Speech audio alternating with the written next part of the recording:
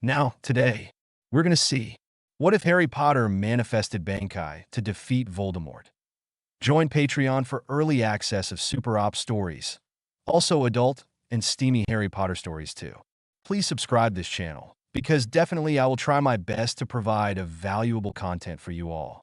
Also check the description to support the original author for this beautiful creation. Harry Potter was lying on his bed and just staring at the ceiling with an emotionless expression plastered on his face. He was feeling quite down at the moment because his godfather had just died. Harry had foolishly gone to his rescue when Voldemort planted a false image into Harry's head, making it seem that Voldemort was torturing Sirius in the Ministry of Magic. Harry paid the price as the vision was a trap, and when Sirius came to Harry's rescue, he was killed as he fell through the mysterious veil. Harry felt that it was all his fault that his godfather was dead, and yet he knew that he alone did not hold all the blame. But yet he just lay down on his bed and wallowed in his self-pity. After a few days of barley eating and doing absolutely nothing, he noticed an owl flying towards his bedroom window. Harry recognized it as Ron's owl pigwidgeon. He opened the window, and the little owl swooped in and flew around the room excitedly. Harry snatched the little bit out of the air and untied the letter from its leg. He opened the letter and found 3 pieces of parchment. He wondered what the third one was. Usually Ron and Hermione are together at the Burrow, so Ron sends Hermione's letter as well. Maybe it was from Dumbledore detailing when they were going to pick him up. Harry thought about that for a second and dismissed it. Dumbledore wouldn't be careless to disclose such information in a letter lest it fall into the wrong hands. So Harry decided to read Ron's letter first. Dear Harry, hey mate, how are you doing? Lame question, I suppose. I mean, you're obviously feeling bad about what happened, but you'll pull through.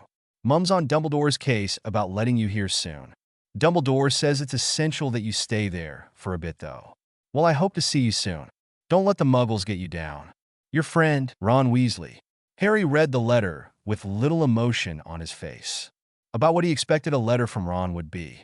Harry couldn't wait to get out of his so-called home till he could return to his real home, Hogwarts. Although the Burrow was a close second. Harry then opened and began to read Hermione's letter. Dear Harry, are you okay, Harry? Well, I know that you're probably really down about Sirius. I'll be waiting whenever you want to talk about it, if you ever wanted, that is. I hope that Dumbledore lets you come here soon. The Dursleys must be dreadful. My parents weren't too happy about what happened at the Ministry, but I was able to convince them to let me go to the Burrow and return to Hogwarts. I hope Dumbledore gets you over here soon. With love, Hermione Granger. Harry finished the letter and was smiling slightly. Well, he could count on his friends to help him through this. Harry turned to the third letter, and when he opened it, he was surprised that it was from Ginny. Dear Harry, I know that I've never written to you before, but I am worried about you. I know that Hermione and Ron already told you that we are trying to convince Dumbledore to let you over here soon. I know that I haven't been really myself around you for years. Even though I'm mortified to admit it, I've had a fangirl crush on you since I first saw you. But from the DA meetings, I am finally getting over that stupid crush. I hope that I can be a friend to you and not some silly girl doting over your fame. I understand if you don't want to write back. If you ever want to talk about what happened at the Ministry, I will be here for you. And please don't tell me that Sirius' death was all your fault. Remember, I was manipulated by Voldemort before too. If you blame yourself for Sirius' death, then you have to blame me for all the attacks in my first year. With love, Ginny Weasley. It was this letter that gave him much more to think about than the others. Harry had completely forgotten that Ginny was manipulated and possessed during his second year. Harry felt stupid to never have talked to Ginny about how she was coping with it. He was a little amused about her admitting that she had a crush on him, but he already knew that from her Valentine. Harry decided that she probably knew what he was going through better than any of his other friends. And Ginny made a very good point that Voldemort was the mastermind behind the 2 great tragedies in their lives. Ginny was just a first year, finally going to the magical school that her brothers told her about, and her first year, there must have been horribly terrifying for her. He resolved to write back to her and clear up many things between them. With that, Harry got out some parchment and began to write letters back to his friends. After writing his letter, and spending much more time writing the one for Ginny than Ron or Hermione's, he tied the letters to Hedwig's leg and said deliver Ginny's letter to her separately. Hedwig hooted softly to show her understanding and flew out the window. He decided that Ginny should read his letter privately because he put more personal information in there, and he was uncertain how she would react. He didn't want Ron or Hermione to read it first.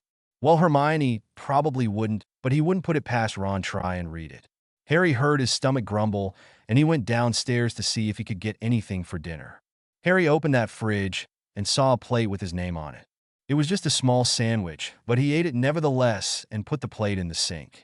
After that, Harry went up to his room and sat on his bed. He started thinking about his upcoming year at Hogwarts. His thoughts turned to Ginny, and he wondered what she was doing right now. Thinking of him, perhaps? He had ignored her for far too long, and he felt bad that he had. Harry went to sleep some time later with his thoughts of Ginny. The next day, Harry went through his usual routine of showering, eating breakfast, doing nothing in his room, then having lunch, and then doing nothing. After dinner, he decided to get some fresh air, so he left the house to take a walk around the park. As he was walking in the park, he thought about Ginny. With just one letter from her, it was all he could think about. He had virtually ignored her despite being at her house many times. Well, she had been avoiding him as well. Well, he was going to change that this year. Harry was interrupted from his thoughts when there was a distortion in space. Or, well, that would be a scientific way to explain it. He watched, rooted to the spot as a dark rift opened and a person with unusual orange hair stumbled through. Harry noticed that he was badly injured because he was bleeding from numerous cuts on his body. On an impulse, Harry ran over to him and caught the man before he could fall to the ground. It was only then he noticed that the man was holding a jet black katana. He visibly gulped and said, "Are you okay? I will get help." The man looked at Harry as if seeing him for the first time and said, "You can see me?" Harry regarded the man with questioning look and said, "Of course I can. Why shouldn't I be? And who are you?" The man whined in pain as his body throbbed painfully. "My name is Ichigo Kurosaki, substitute Soul Reaper." Harry looked puzzled for a moment. "You're a what?" Ichigo sighed and said, "You must have some spirit force to be able to see me, but I believe that it is a small amount." Harry looked puzzled again and said, "Spirit force? What's that?" Before he could answer, the rift flickered a little and disappeared. Ichigo coughed up some more blood, and Harry began to panic. "We should get you out of here." Ichigo nodded and began to stand. He stumbled, and Harry caught him and put most of his weight on his shoulders. "Where are you taking me?" Harry thought about that for a moment and said, "Where I live. Then I can try to patch you up."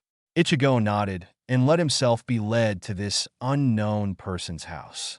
Harry finally reached number 4, Private Drive, and he lugged Ichigo into the house.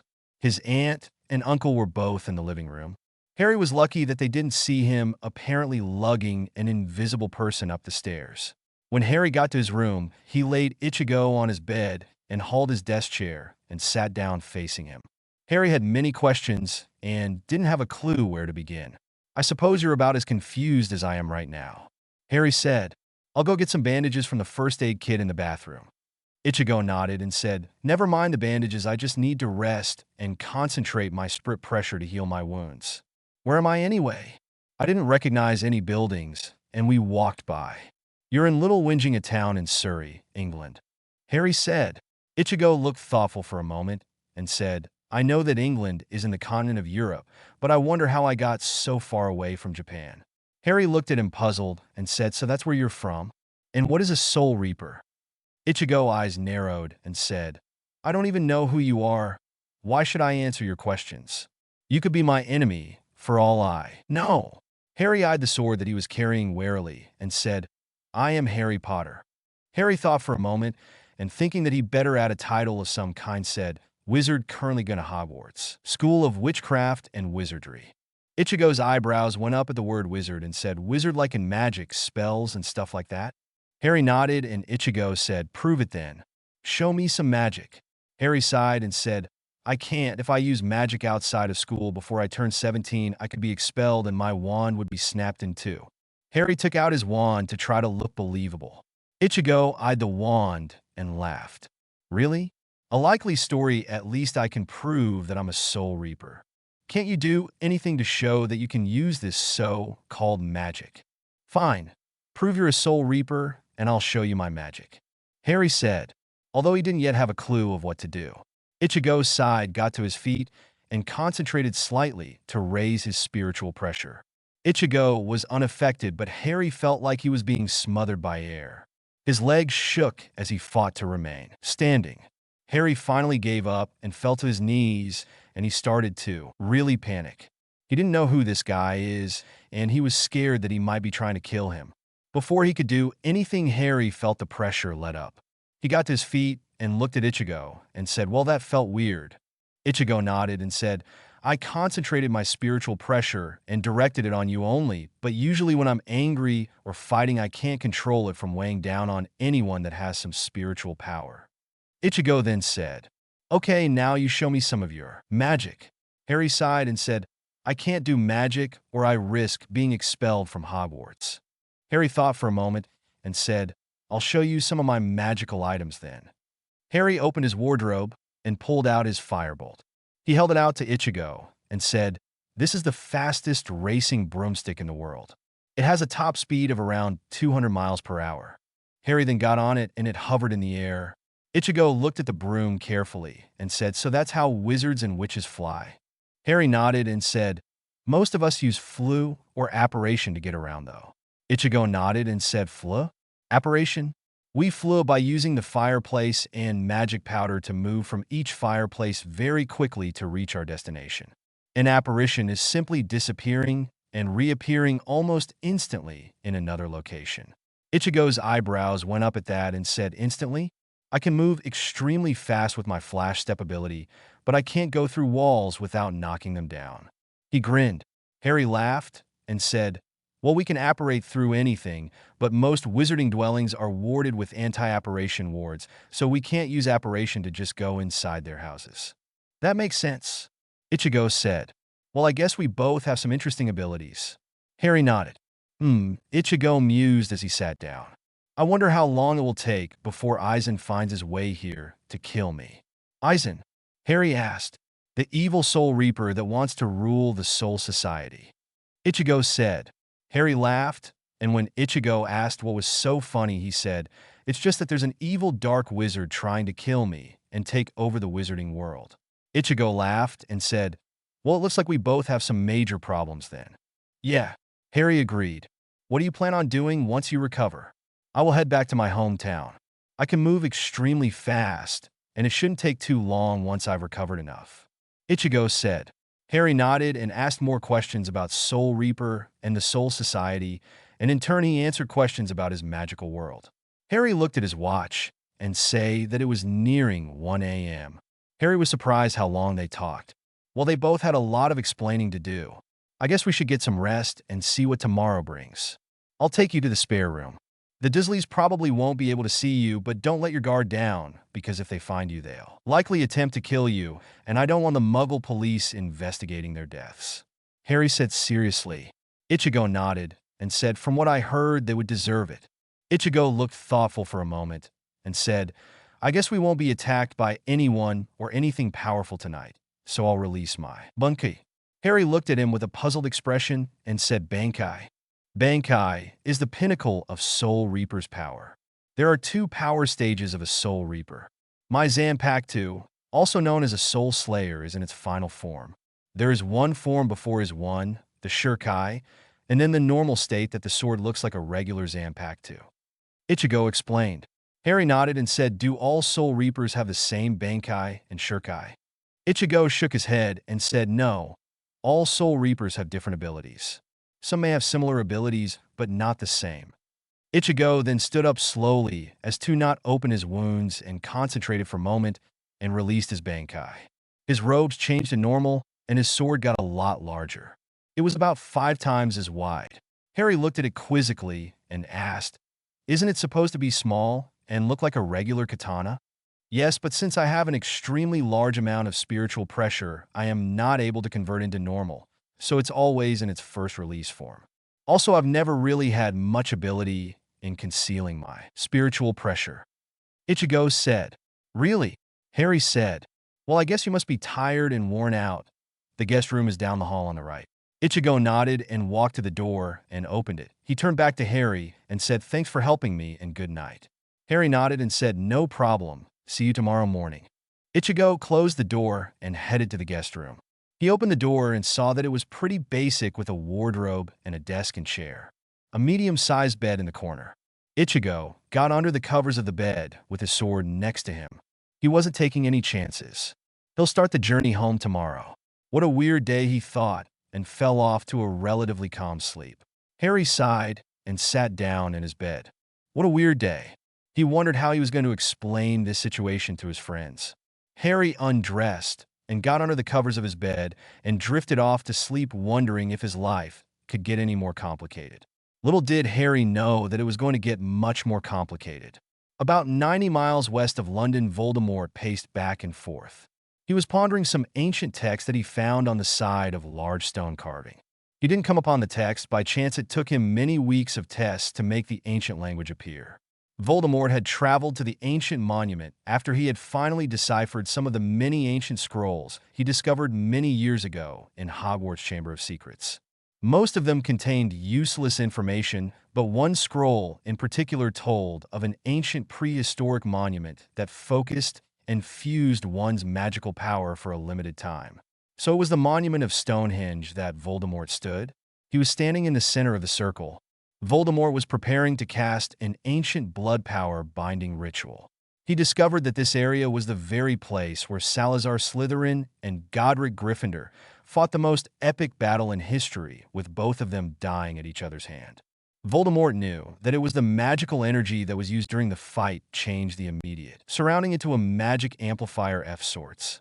According to the text that he was able to decipher, when the ritual was performed, he would gain the magical energy of Salazar and Godric temporally. He will then use that power for forcefully rip apart Dumbledore's protection around Harry Potter. "Your fate has been sealed, Potter," Voldemort said, and began to chant the ancient ritual. Ginny Weasley was pacing back and forth in her room. She is now wishing she hadn't sent that letter to Harry. She couldn't believe that she actually told him that she had a crush on him. How will she ever face him again without feeling embarrassed, she wondered. Harry probably thought she was a nothing but a silly fan girl not worth his attention. So she was surprised when she spotted Hedwig tapping her window lightly. Ginny walked over to the window and opened it, and Hedwig flew inside and landed on her small desk. Ginny spotted 3 letters tied to Hedwig's leg, and her heart soared. With shaking hands, she untied the letters, much to Hedwig's dismay, and carelessly threw the one saying Ron and Hermione aside, and picked up the any stating Ginny.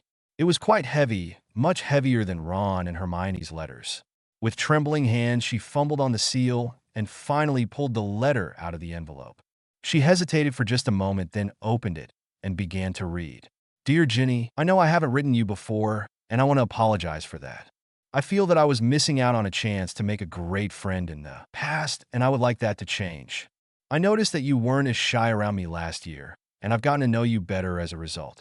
I would like to continue our friendship very much, and I knew that you had a crush on me when you started school in my 2nd year.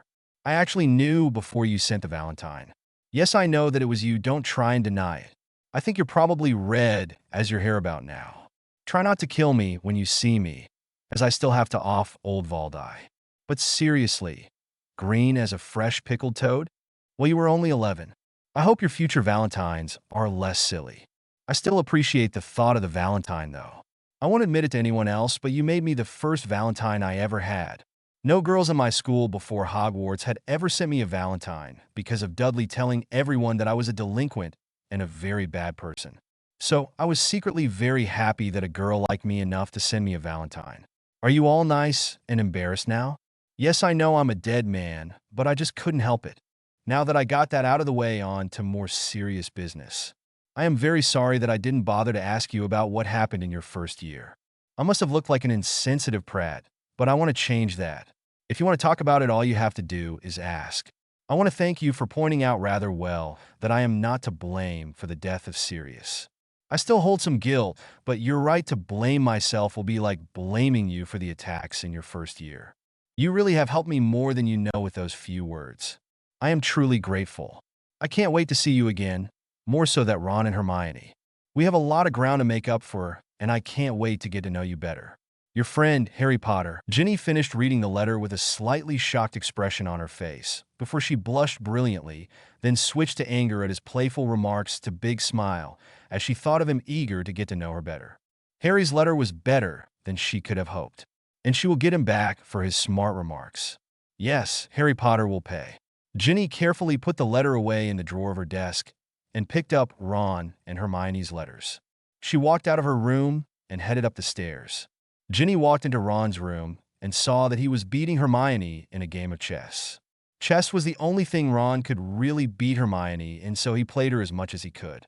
Hermione and Ron both looked at her when she entered, and Ginny said, "Harry wrote to us. I have your letters here."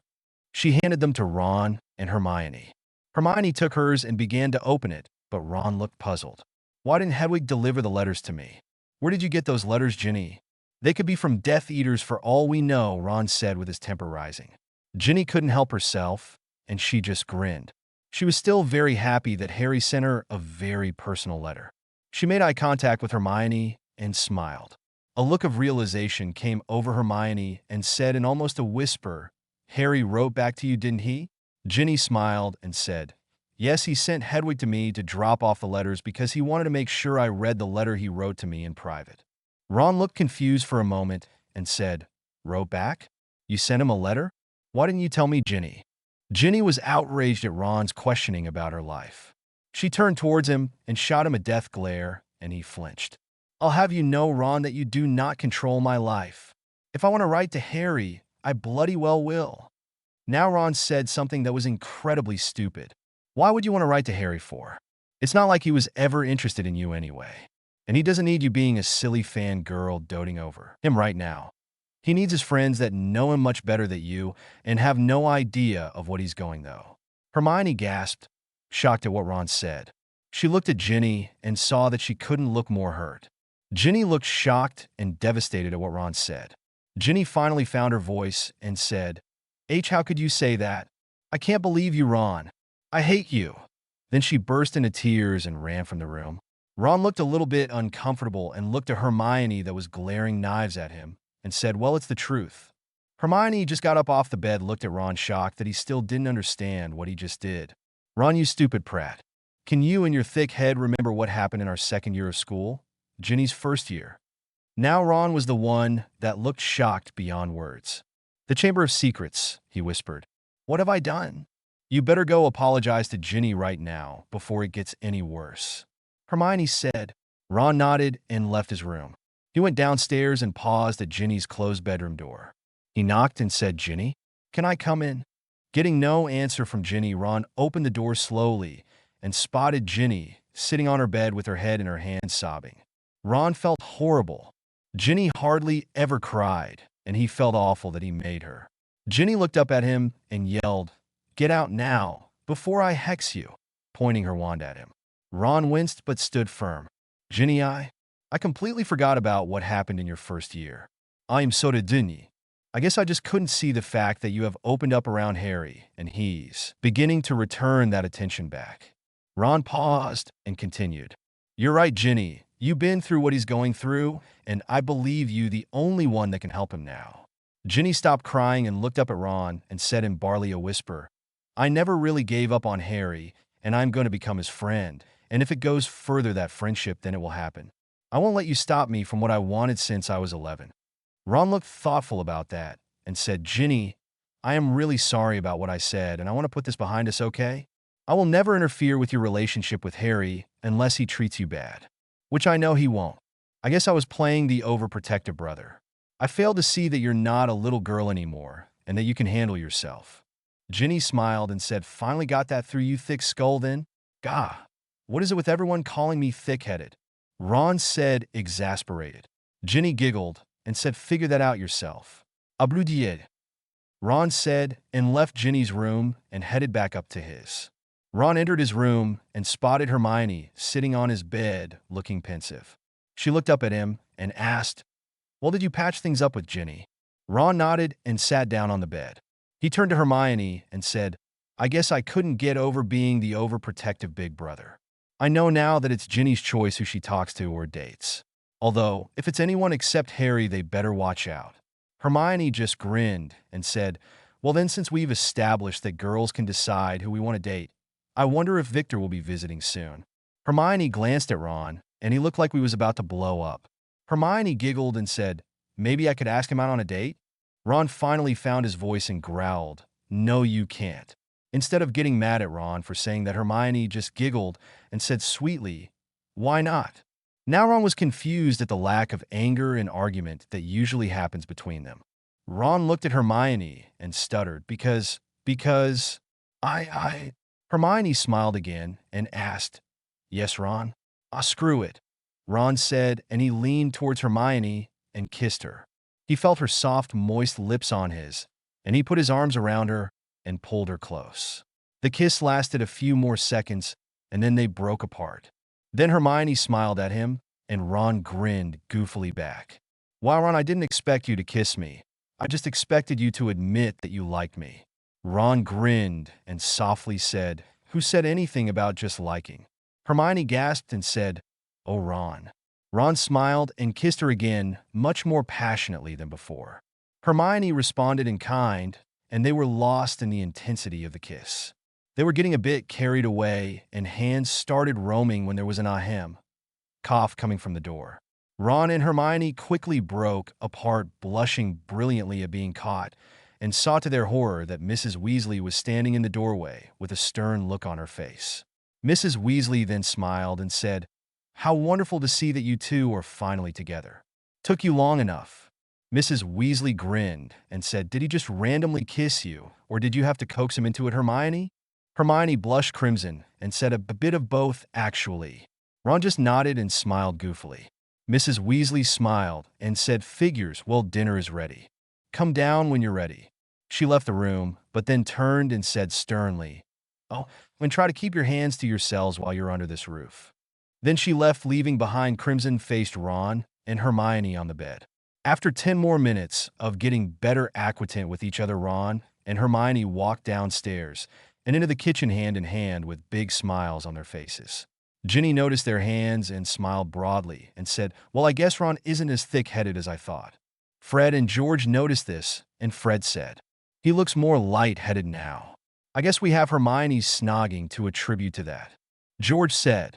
Ron blushed, but Hermione quite calmly said, I found his new curse in the restricted section of the Hogwarts library that I've been dying to try. I guess you two can be good practice. Fred and George paled and hastily said, no, that's all right. You can find other practice dummies. Ginny laughed and said, well, I'm glad you two finally got together. Hermione smiled and said thanks. After dinner, everyone was in the living room. Fred and George were entertaining everyone with their latest merchandise. Mrs. Weasley was watching over a pair of enchanted knitting needles that were churning out socks quite fast. It was getting late, and they were about to call it a night. They were interrupted by a brilliant flash of flame as Fawkes, Dumbledore's phoenix, appeared in front of them and dropped a letter and disappeared almost instantly afterwards. Everyone was shocked for a few seconds. Ginny was the first to snap out of her stupor and picked up the letter that wasn't addressed and opened it. She read the contents and paled. Oh no, Harry, she whispered. A/N. Please review. Chapter 2. Mrs. Weasley grabbed the letter and read it and looked horrified, and she took out a galleon from her pocket and waved her wand over it. The galleon glowed blue. Then she said quickly, I've sent a message to the rest of the Order to get to Private Drive as quickly as possible. Dumbledore said he detected an unbelievable power surge from Stonehenge, and he suspects that Voldemort is going to use the power to get to Harry. Dumbledore said he will try to stop Voldemort, but he doesn't think he'll be able to handle his power increase. He will try to distract him long enough for us to get Harry out of there. Ron was immediately on his feet and said, I'm going too. Mr. Weasley got to his feet as well and said, no, you may not. But Dad, Ron said, but was cut off. No, but you children stay here, we'll get Harry out. It will make our job much harder if we have to worry about you as well. Mrs. Weasley said. Ginny just looked terrified, and Hermione was almost in tears with worry and sat back down. Ron put his arms around her and said, fine. Fred and George stood up and said, we can apparate and are of age, and you can't stop us from going to help. Mrs. Weasley sighed and said, All right, you can come, but stay well back if there's any fighting. So Fred, George, Mr. and Mrs. Weasley left the Burrow and quickly disapparated to number 4 Private Drive. Harry was peacefully asleep and dreaming about Ginny. He was rudely awakened by a loud bang. Harry shot up in his bed and screamed as his scar exploded into pain. Voldemort was coming and has found a way to get around Dumbledore's protection. Harry heard another bang, and he noticed through the window the wards around the house shimmer and flash. He was running out of time. Harry grabbed his wand, and he turned as he heard his door open. Ichigo stood there and said, "What the hell is going on?" "Voldemort the Dark Wizard is breaking through the magical wards around us. You should leave. He only wants me." Harry said, "I'm not going anywhere. I'll get you out here in a flash." Ichigo said. He stood back and concentrated and said, "Bankai." Ichigo's robes changed, and his Zampacta got smaller and went jet black. "I'll use my flash step to get you miles away from here, almost instantly." Harry shook his head. "I can't just leave my aunt, uncle, and Dudley here to be tortured and die when I can do something. Even though after all they have done to me, I just can't." Ichigo nodded and said, "You're a great person to put yourself in harm's way to save people that hate you more than anything." Ichigo looked towards the closed door and said, "We'll take out this dark wizard together." Harry nodded and kept his wand at the ready. Then Harry saw the wards come down around the house, and a cold, evil voice rang out. "Ah, Harry Potter, this is the end for you. You cannot escape, and you will die a most painful death."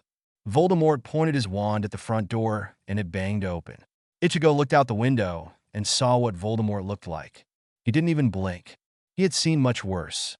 Ichigo looked over at Harry and said calmly, "He's your evil dark wizard bent on conquering the wizarding world?" Harry nodded. "Yes, he's extremely powerful and not to be taken lightly.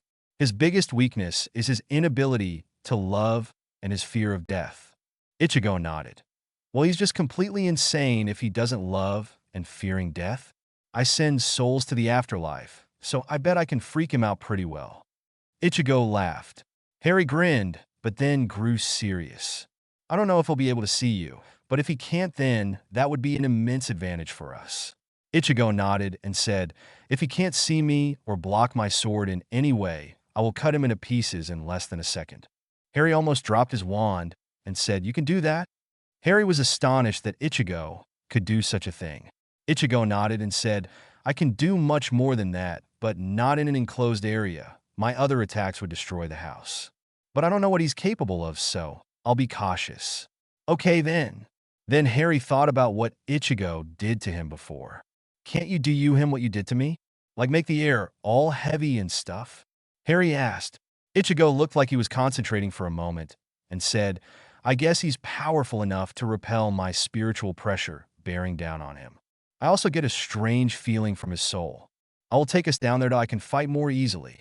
"In a second," Harry said, and he left his room and pointed his wand at Dudley's door. He magically locked it, and then he did the same for Vernon and Petunia's room. Better than them coming down and dying. Ichigo nodded and took hold of Harry's arm and used his flash step ability. In less than a blink of an eye, Ichigo and Harry appeared in front of Voldemort, who looked surprised that Harry just appeared out of nowhere. Voldemort looked at Harry carefully and said, "How did you apparate when I put up anti-apparition wards? Oh, never mind, you're going to die anyways." He pointed his wand at Harry and said Avada Kedavra. A jet of green light shot towards Harry, and Harry just froze. He knew he wouldn't be able to move in time. He tried, but it was no use. Then he felt himself being moved, and he appeared 5 feet away from where the curse hit the ground where Harry used to be. Voldemort's eyes flashed with anger, and he snarled, "How did you do that, Potter?" Harry smirked and said, "Nothing really, just a Soul Reaper helping me wipe the floor with you." Voldemort mouthed the word Soul Reaper, and his eyes widened with fear, but he squashed the feeling immediately and stared firing curse after curse at Harry. Harry seemingly teleported away before any curse could get anywhere near him. Then Voldemort started to notice a person. He was blurry and out of focus for a few moments, but finally he could see him clearly. He looked rather odd, but he made sure that he didn't let on that he noticed him. Voldemort's face twisted into an insane smile. "Well then, let's see your so-called Soul Reaper stop this." He raised his wand above his head and waved it sharply downwards and concentrated a large amount of power into the spell. A large shock wave emitted around Voldemort and knocked Harry and Ichigo backwards. Harry couldn't believe what happened for one moment. It looked like he and Ichigo had Voldemort beat, and now they were both flying through the air. Damn him for being a smartass and wasting his chance to end this once and for all. Harry slammed onto the ground hard and hit his head. He looked up and saw Voldemort mutter a spell. Harry was expecting a green light, but only saw a deep red curse heading towards him. Voldemort shot a much more powerful version of the cutting curse at Harry. He didn't want to chance the killing curse again in case it backfired like before. Harry saw the curse and he thought of the prophecy. Perhaps Ichigo wasn't supposed to help him. Harry was supposed to kill Voldemort himself, not Ichigo. He thought of Ginny. He would never get to know her now, and Voldemort will probably torture and kill her too. Maybe they could have been more than friends. Harry will never know. He has failed everyone. He has failed the entire world to darkness. Harry closed his eyes and braced himself for the pain, but oddly, it never came. Harry opened his eyes, and he saw Ichigo in front of him. Ichigo had used his flash step to block the curse from hitting Harry. Harry's eyes widened, and he said, "Why?"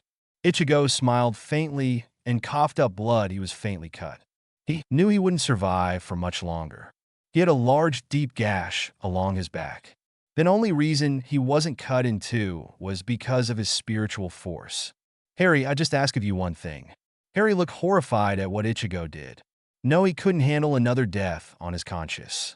This was all his fault. Harry listened to what Ichigo wanted to say. "Please stop, Aizen." Ichigo coughed up more blood. "He'll kill my family if you don't stop him. Please, my two twin little sisters and my father, please just save them." Harry nodded and said, "Yes, I promise I'll do anything, just don't goddamn die." Ichigo laughed and said, "This may hurt a little." Before Harry could do anything, Ichigo lifted his sword and plunged it through Harry's heart. "Goodbye, Harry. Use my power well." There was a wave of blue light, and Voldemort went flying backwards. He landed hard on his back. He quickly got to his feet and looked over at Harry. Harry had gotten to his feet and was holding a katana. The so-called Soul Reaper had disappeared. Harry thought he was going to die when Ichigo pierced his heart. Harry felt immense power flowing through him. It was different from his magical power. He gripped the sword in his hand. It wasn't black like Ichigo's. It looked like a normal katana. Harry supposed that it was in its normal form, and from what he learned from Ichigo, is that he needed to become one with his sword in order to ever reach Bankai level. Right now, the sword felt odd, like it wasn't a part of him. Harry knew he wouldn't be anywhere near as powerful as Ichigo for a while. "Well then, here goes nothing," Harry said. He took his mind off of Ichigo. He couldn't think of him right now. He charged at Voldemort with his sword. Voldemort was momentarily surprised, but easily dodged the swing. With a wave of his wand, Harry was blasted backwards again. He slammed into the pavement hard and dropped his sword. Harry stared up at Voldemort. He knew this was the end. He raised his wand, but it was in vain. Voldemort easily disarmed him.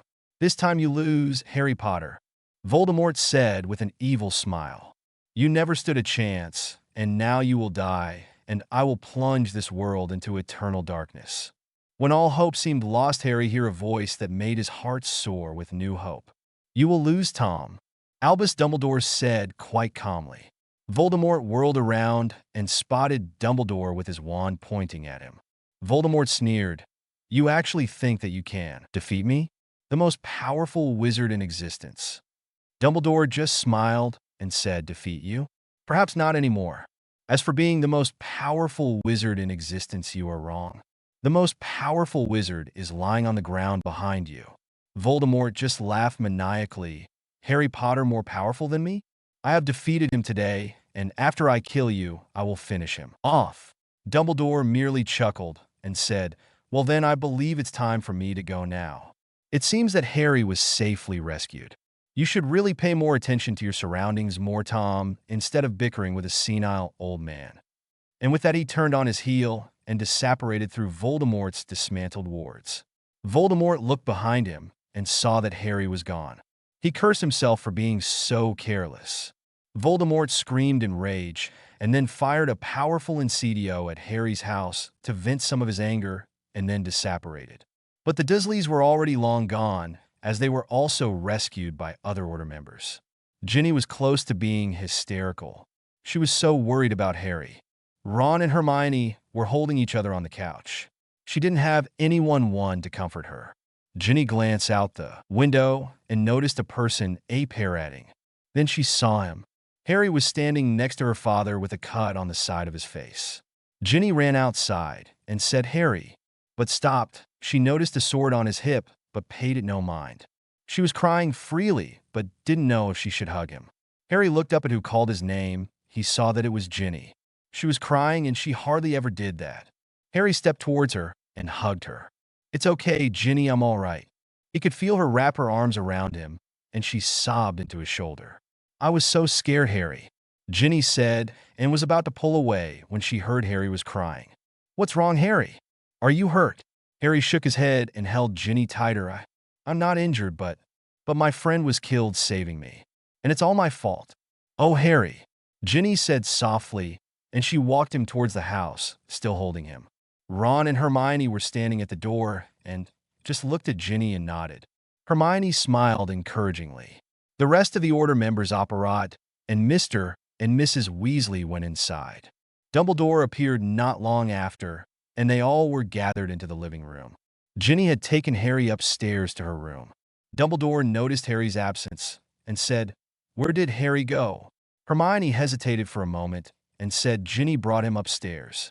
"He seemed to be very distraught over something, and Ginny is trying to help him. I would just let them be until they're ready to come and talk about it." Mrs. Weasley nodded and said, "Yes, that's all right, we got Harry and his relatives out of there safe." Dumbledore went on to explain what happened. "Well, it was fortunate that I didn't have to duel Voldemort, but I do not understand how Harry was able to survive for so long. It took us nearly 5 minutes to get through Voldemort's wards."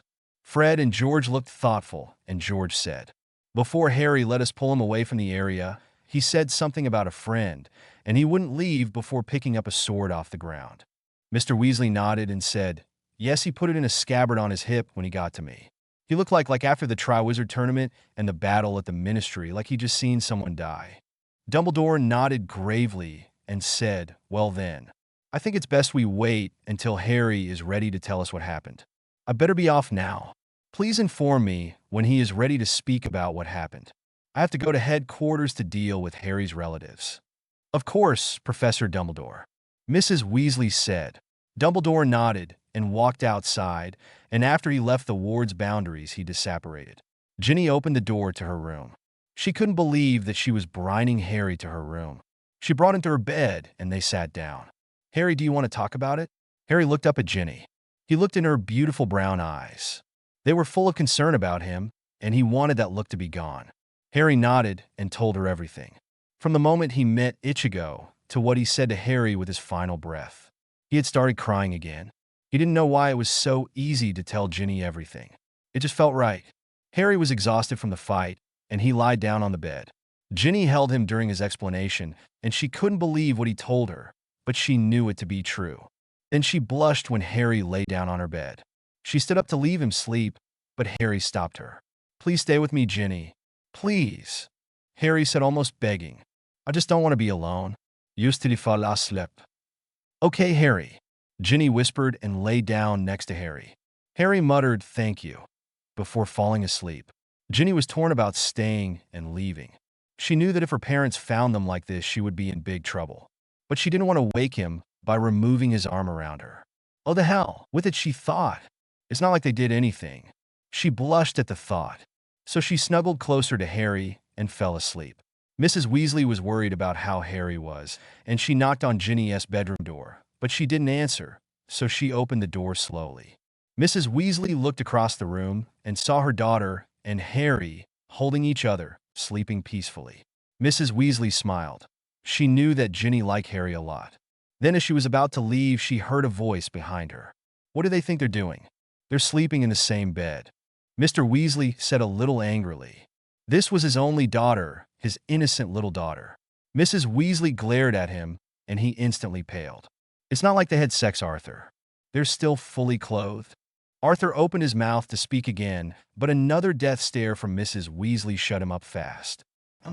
Okay, he said feebly and left heading back down the stairs. Mrs. Weasley turned back to Harry and Ginny and couldn't help but smile again. They looked so cute together.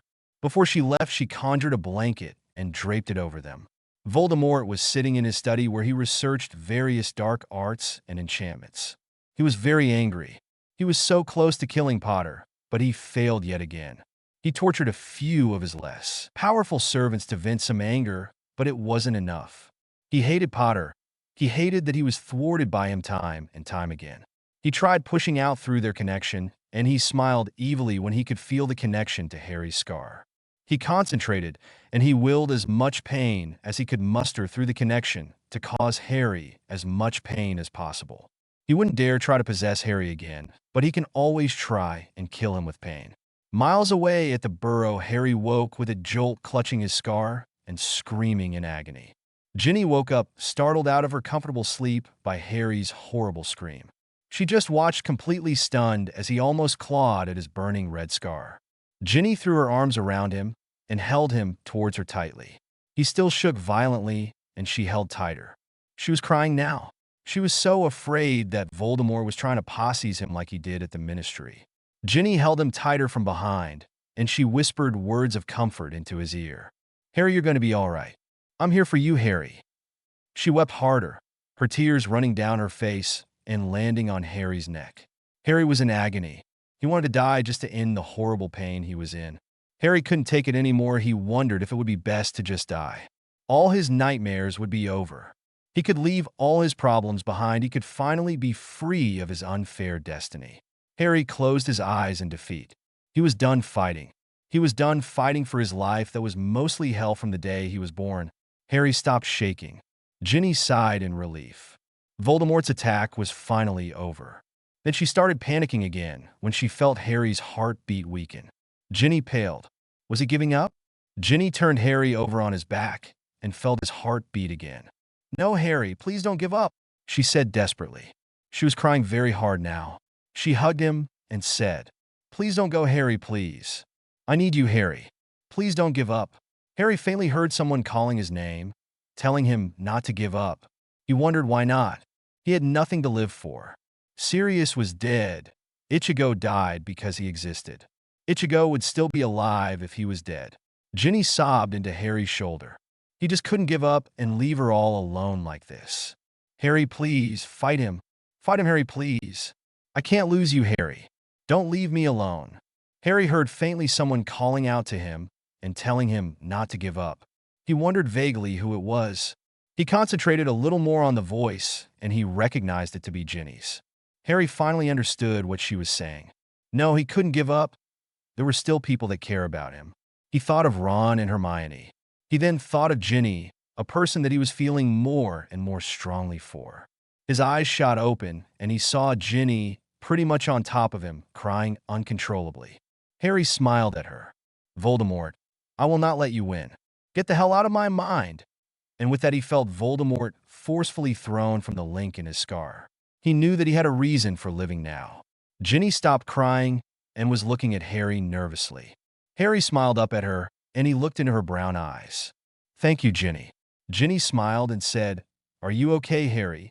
Harry just smiled again and said, "I'm fine, Ginny. Voldemort won't try that again for a while." Ginny still looked a little concerned and said, "Well, I'm glad that you're okay, Harry." Harry looked at the position and the blanket wrapped around them and decided to make her blush. He loved how she looked when she blushed. He smiled and said, "Hey, Gin, I wonder what your parents would say if they walked in on us."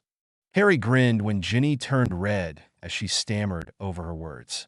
I'm well." Then she grinned, catching Harry by surprise, and said, "Well, I guess they would think we were having sex, wouldn't you agree?" Now Harry was the one that turned beet red and said, "Ginny, I am Ga." Ginny giggled and said, "You're cute when you blush, Harry." And she got off him and got to her feet. Harry went more red and grumbled, "I'll get you back for that one, Gin." Ginny tiled her head to the side and said, "Gin?" Harry just shrugged as he got off the bed and said, "I don't know, just wanted to. Would you rather I call you Ginny?" Then he grinned, "Or Ginevra." Ginny's eyes flashed with anger with him calling her Ginevra. Call me Ginevra again, Potter, and you'll find out what it's like to have bat bogies all over your face.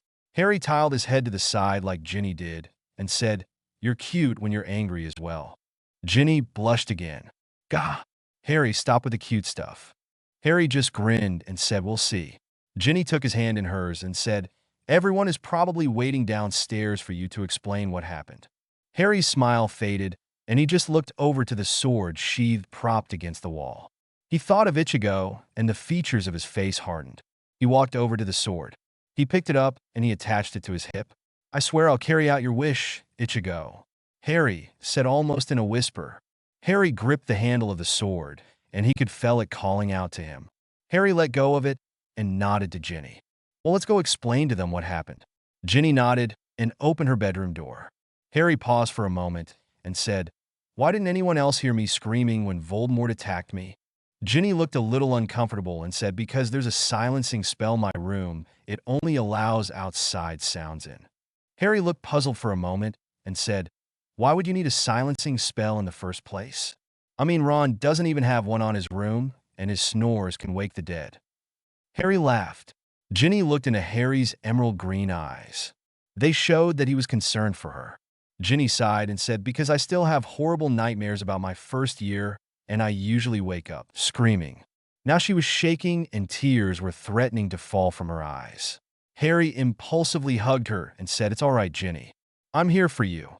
I won't let Voldemort ever hurt you again." Ginny cried into Harry's shoulder, and she held on to him as she remembered the horrors of her first year at Hogwarts. "It was so horrible, Harry. Voldemort evilly manipulated me and made me see so many horrible things that he had done." Harry held her tighter and said, "It's okay, Ginny. I'll never let him touch you again. He put you through hell, and I understand how it must have been like. I've been touched by Voldemort's evil as well, and I know how horrible it was. I'll always be here for you." Ginny nodded and finally got her tears under control. She sniffled a bit and pulled away from Harry and said, "Thank you, Harry." They heralded Hermione outside the door, asking if Harry was okay. Harry walked over to the door and opened it and said, "I'm fine, we'll be down to explain everything in a minute." He turned back to Ginny and smiled at her. "Everything will be fine now, okay? Let's head downstairs to explain everything." Ginny nodded, and they left the room and headed down the stairs to the living room where everyone was gathered. When Mrs. Weasley saw them enter, she smiled and said, "Have a good nap, Harry?" Ginny went crimson and said, "You saw us?" in a squeaky voice. Mr. Weasley nodded and said, "Yes, we did. We were concerned about how Harry was doing." Harry thought it was about time he spoke up. He was very nervous about being found sleeping beside Ginny, holding her, and in her bed no less. "I know that it was inappropriate, but I just really needed someone that understood what I was going through to be there for me." He looked at Ginny and smiled at her. Ginny is the only person that knows how horrifying it is to have someone as evil as Voldemort inside their head. Harry sighed softly. "She has helped me far more than you know." Ginny smiled softly back at him and said, "I'm glad I was able to help." Mrs. Weasley was almost in tears and smiled at Harry and her daughter. "I'm glad that Ginny was able to help you. I better contact Dumbledore. He said he wanted to be here when you explained what happened." She took out her order galleon and waved her wand over, muttering a spell. It glowed red, and she put it back in her robes. "Dumbledore should be here shortly. We should all get comfortable." Harry and Ginny sat next to each other on the couch. Hermione went over to Ron and kissed him on the cheek as she sat next to him. Harry noticed this and smiled and said, "Finally, I was wondering when those two would just kiss and stop arguing all the time." Hermione blushed, but had a perfect retort ready for this. "Well, all that's left is for you to realize that you madly in love with Ginny and kiss her." Ginny's eyes went wide at what Hermione said, and she went redder than her hair, if that was possible, and said, "Hermione." Harry went crimson as well and glanced at Ginny. She was redder than her hair. He just loved how she looked when she blushed. She thought about what Hermione said for a moment. He knew that he had more than friend feelings for Ginny now. Was it love? He didn't know. He had never really loved another person in that way before. Harry was shook from his brief thoughts with the arrival of Dumbledore. Dumbledore spotted Harry and smiled. "I trust you're feeling better, Harry?" Harry nodded and said, "All thanks to Ginny here." Ginny smiled, and Dumbledore continued. Well, then I believe we are all wondering what happened earlier today. Harry sighed and said, "It's going to be very complicated to please leave your questions until after I'm finished." Dumbledore nodded and said, "Of course, Harry." So Harry took a deep breath and started to recount what happened from his walk in the park to Ichigo's appearance, to when Voldemort started to break down the wards. He stopped at this point and took a couple of calming breaths. He didn't want to think about how Ichigo died again. He felt a soft, warm hand take his, and he looked at Ginny beside him. She smiled at him and nodded. Harry smiled back at her and squeezed his hand gently. He turned back to Dumbledore and told him what happened to Ichigo and how he had saved him and transferred his power into him. Harry was holding back tears, and he felt Ginny squeeze his hand tighter. Dumbledore looked thoughtful for a moment and said, "Well, this is very surprising information to say the least. I believe that best we can do at this time is let you figure out this Soul Reaper power that you have. From what you told me, it seems to be very powerful." Harry nodded and said, "I will find a way to get to wherever Eisen is and stop him. I will carry out Ichigo's final wish. I owe him at least that much." Dumbledore nodded solemnly and said, "I wonder why we wizards never detected these Soul Reapers before or saw the hollow that they fight. I will try to locate the Kurosaki family to bring them to Hogwarts to keep them safe.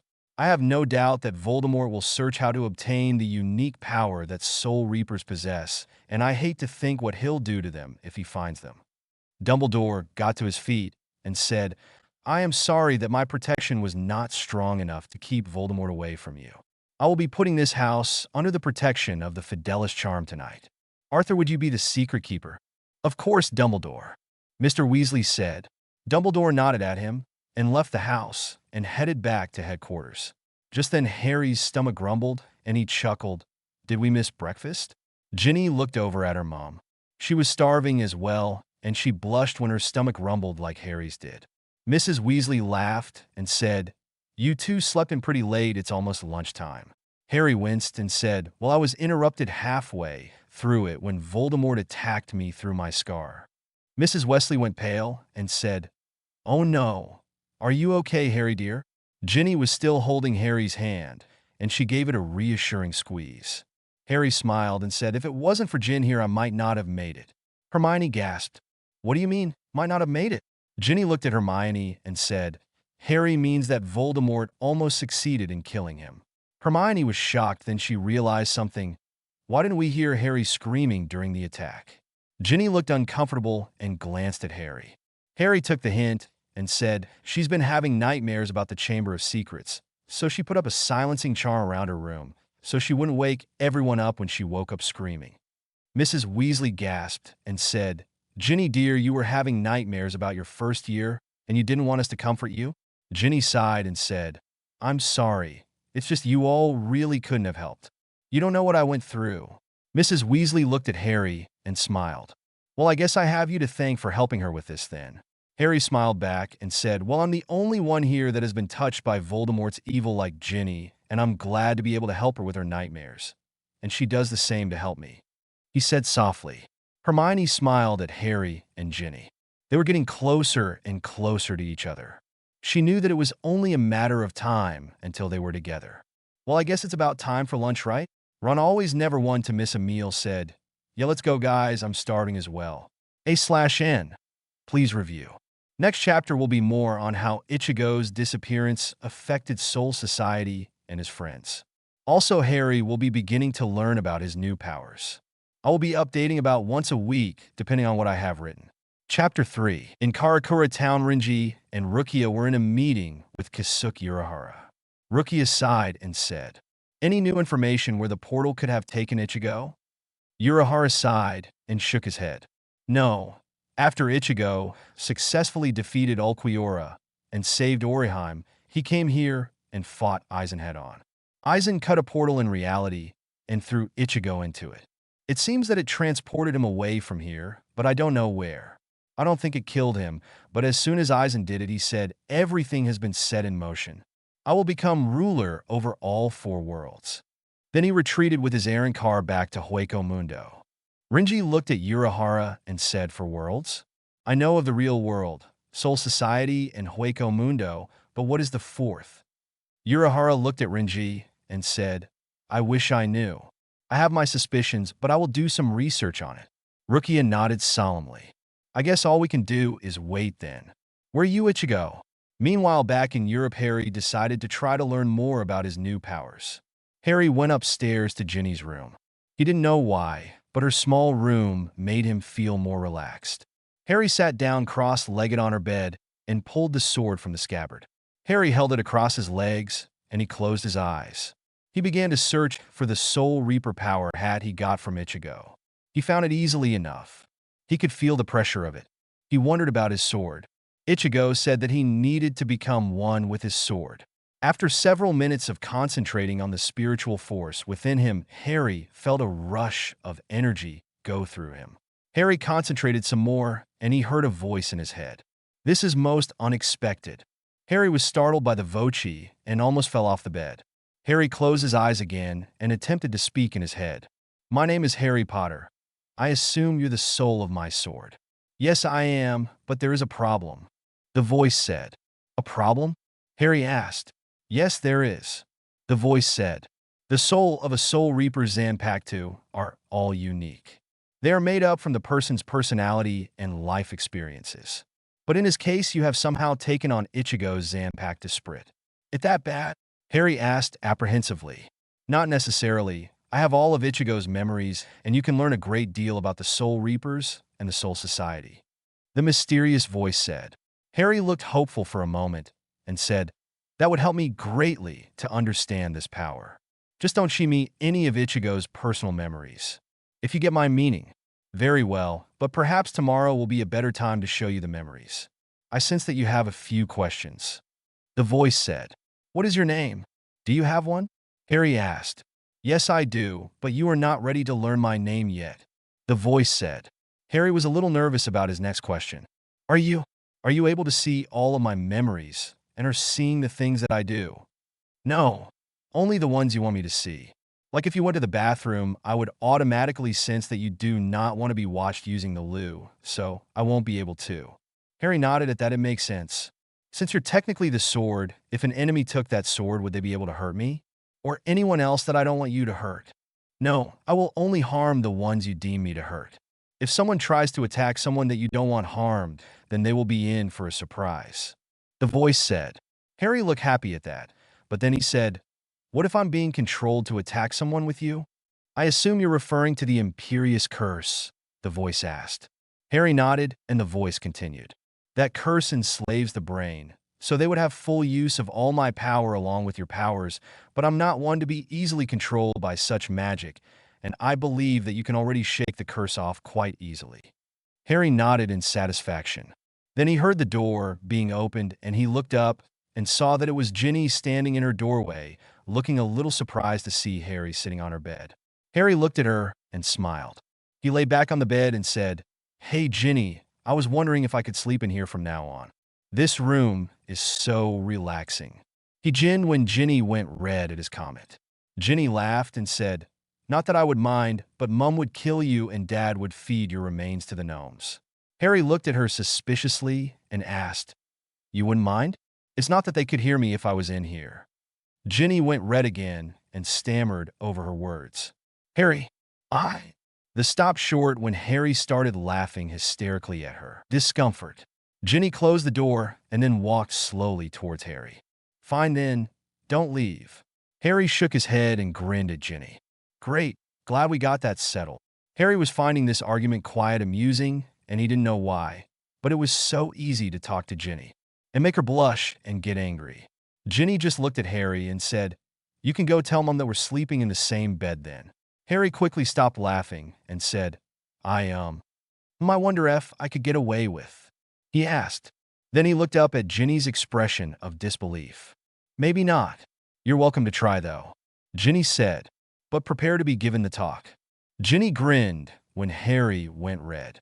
Ginny, God. Harry looked up at her and said, Fine, you win. Ginny grinned and said, Of course I do.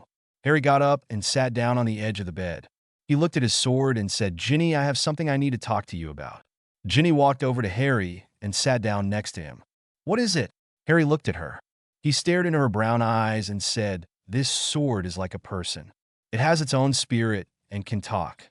It knows a great deal about Ichigo's life, and he wants to show it to me." Ginny was mildly shocked that the sword has a spirit in it. She was really scared that it was like the Riddle Diary. She looked at Harry in concern and said, "It isn't anything like Tom Riddle's diary, right?" Harry looked at her worried face. She was really afraid of items with souls in them. Who could blame her? "No, Ginny is nothing like Tom Riddle's diary." Ginny sighed in relief, and Harry explained when he learned already. Harry then looked at her a little nervously and asked, "Will you be with me tomorrow when he shows me everything?" I don't want to be alone when he shows me Ichigo's memories." Ginny smiled at him and said, "Yes, Harry, I'll be there. I know how hard it will be to go through Ichigo's memories." Harry smiled back at her and said, "Thank you, Jin." Then they both looked at the door as it opened, and Hermione walked in. Hermione stepped in the room, but stopped in her tracks when she saw Harry and Ginny sitting next to each other. She smiled at them and said, "Am I interrupting something?" Harry went red. "Or? No, we weren't doing anything," he said lamely. Ginny just grinned and said, "You're cute when you blush, Harry." Harry looked over at Ginny sharply with a retort ready, but it died in his throat. "Well, I guess I deserve that one." He grinned. Ginny smiled and got to her feet. She went over to her desk and took out a piece of parchment from the drawer and said, "I'm heading downstairs to see if the post has arrived yet. I have a subscription of the Quibbler. It's quite funny." And she left the room and headed downstairs. Hermione looked at Harry, said, "I see that you're spending a lot of time with a certain female redhead." Harry went red again and said, "We're just friends, Hermione. I mean, I know that she likes me and wants to more than just friends. I don't know if I feel the same way yet. I have a lot of mixed up feelings right now." Hermione nodded and said, "Well, then get a move on sorting out your feelings. Ginny's been waiting for 5 years." Harry looked at the floor and said, "I've only been really open to her for less than 24 hours, and we have already become close friends. It's a bit scary if you ask me." Hermione looked thoughtful for a moment and said, "I don't think so. You and Ginny has been through some horrible things and can relate to one another." Then she grinned and said, "Plus you already slept with her." Harry looked sharply up at Hermione, redder than ever. "Hermione, we didn't have—" Gah! Hermione was laughing like mad, and when she finally calmed down, she said, "I know you didn't do that." Harry to his feet and said, "Well, I guess I can't deny that I like her too, but we'll just have to wait and see what happens." Hermione nodded and said, "Well, I vote you go find Ginny and kiss her now. Like, do it when she least expects it. Really freak her out." She laughed. Harry blushed a little again, but looked thoughtful. Why not?" Hermione almost fell down. She was shocked that Harry actually agreed. "You're kidding." When Harry's expression didn't change, she added, "Right, Harry?" Harry looked at Hermione and said, "Well, this talk have gotten me thinking about Ginny a lot more than I expected.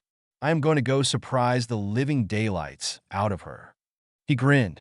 Hermione smiled and said, "Tell me all about it later then." Harry nodded and walked out of the room to search for Ginny. He went downstairs and looked in the living room. She wasn't there, so he went in the kitchen. He spotted her sitting at the table looking at a piece of parchment. She was smiling while she read. Harry edged closer behind her and said, "What are you reading, Ginevra?" Ginny's smile vanished as she clutched Harry's letter to her chest and blushed. "Nothing, Harry." Then she realized that he called her Ginevra. "And don't call me Ginevra," she said angrily, and she stood up and spun around. Her eyes widened in surprise when she saw that Harry was standing very close to her. Harry smiled at her, surprised. "Well, I'm about to do much more." He leaned in and kissed her softly. Ginny's mind went blank for a moment. She was so surprised she almost fell over, but Harry had his arms around her. She finally came out of her shock and kissed him back. She felt his lips moving against her, and she was in heaven. She waited so long for this moment. She was finally kissing the boy she loved, and she would never forget it. Harry felt her soft lips on his, and he thought he made a big mistake when she didn't respond. But his fears went unfound as she kissed him back fiercely. Harry finally realized what he was missing for the last few years. He broke the kiss and looked in her brown eyes. They were filled with wonderment and love for him. He smiled at her and said, "I realized that was unexpected to say the least, but I just realized that I like you beyond friendship." Ginny opened and closed her mouth repeatedly, seemingly lost the ability to speak. She finally smiled and said, "You have no idea how long I've been waiting for you to kiss me. It was better than I ever imagined it would be." Harry smiled and said, "I'm glad you liked it." Then he put his arms around her and hugged her close. "You can thank Hermione for pointing out how thick I was being." Ginny smiled and giggled. "So it was Hermione's idea for you to randomly kiss me?" Harry laughed and said, "Actually, she meant it as a joke. She really didn't think I would do it." Ginny and Harry broke apart, and they sat down next to each other at the table. Harry looked at the slightly rumpled letter in Ginny's hand and asked, "Letter from a friend from school?" Ginny looked at Harry and smiled. She put the letter on the table and said, "Actually, it's from a boy that just told me that he likes me a lot." Harry looked at the letter and saw that it was the letter that he wrote to Ginny. Green as a fresh pickled toad. He grinned at Ginny, who went beet red. Ginny blushed, and then she looked scathingly at Harry and said, "I was only 11 when I wrote that." Harry threw his hands up in defeat.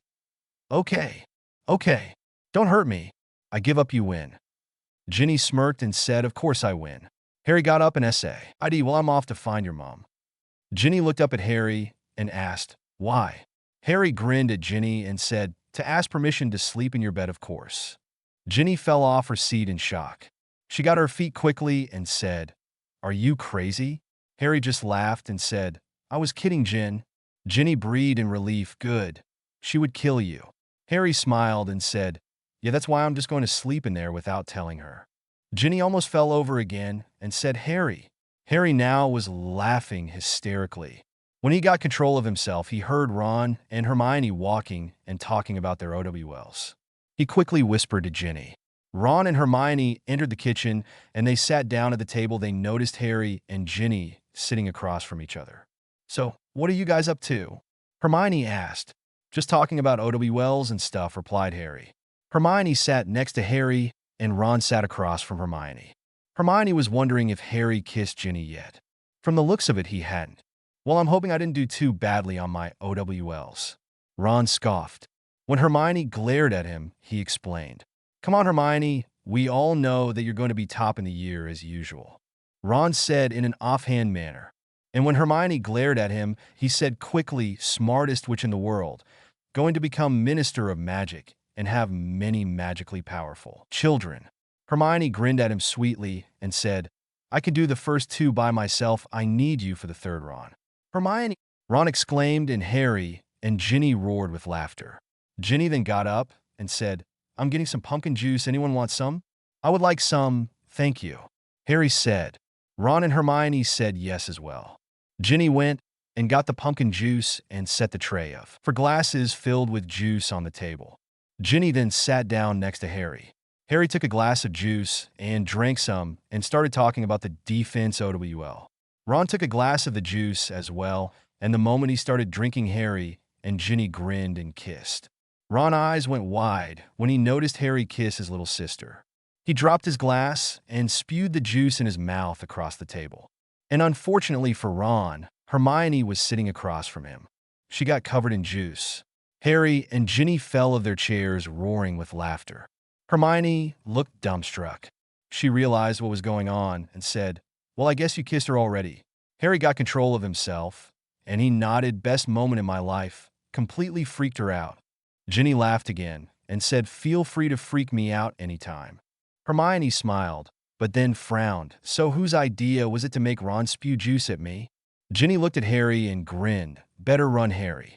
Harry looked at Hermione's angry face and in a small voice, "Sorry." But it was no use. He got up and ran with a red-faced Hermione chasing after him. Ginny laughed again and looked over at Ron. She was surprised to see him smiling. She thought that he would be mad at her. "Well, I'm happy for you, Ginny. I know Harry will treat you fine, but if it was anyone else," Ron said, leaving the threat hanging. Ginny smiled and said, "Thank you for understanding, Ron." Harry then came back into the kitchen, rubbing his head and grumbling. Hermione came in after him, looking triumphant. Ginny laughed and said, "Gave him a good smack, Hermione?" Hermione grinned and said, "Not me. I threw a gnome at him and it kicked him." Ron laughed and said, "Good surprise, Harry." Hermione glared at him and said, "Ron." Ron started laughing again and said, "Next time, let's soak her to the bone." Hermione scoffed. "Gah, you're impossible." Harry and Ginny were laughing hysterically when Mr. and Mrs. Weasley came into the kitchen.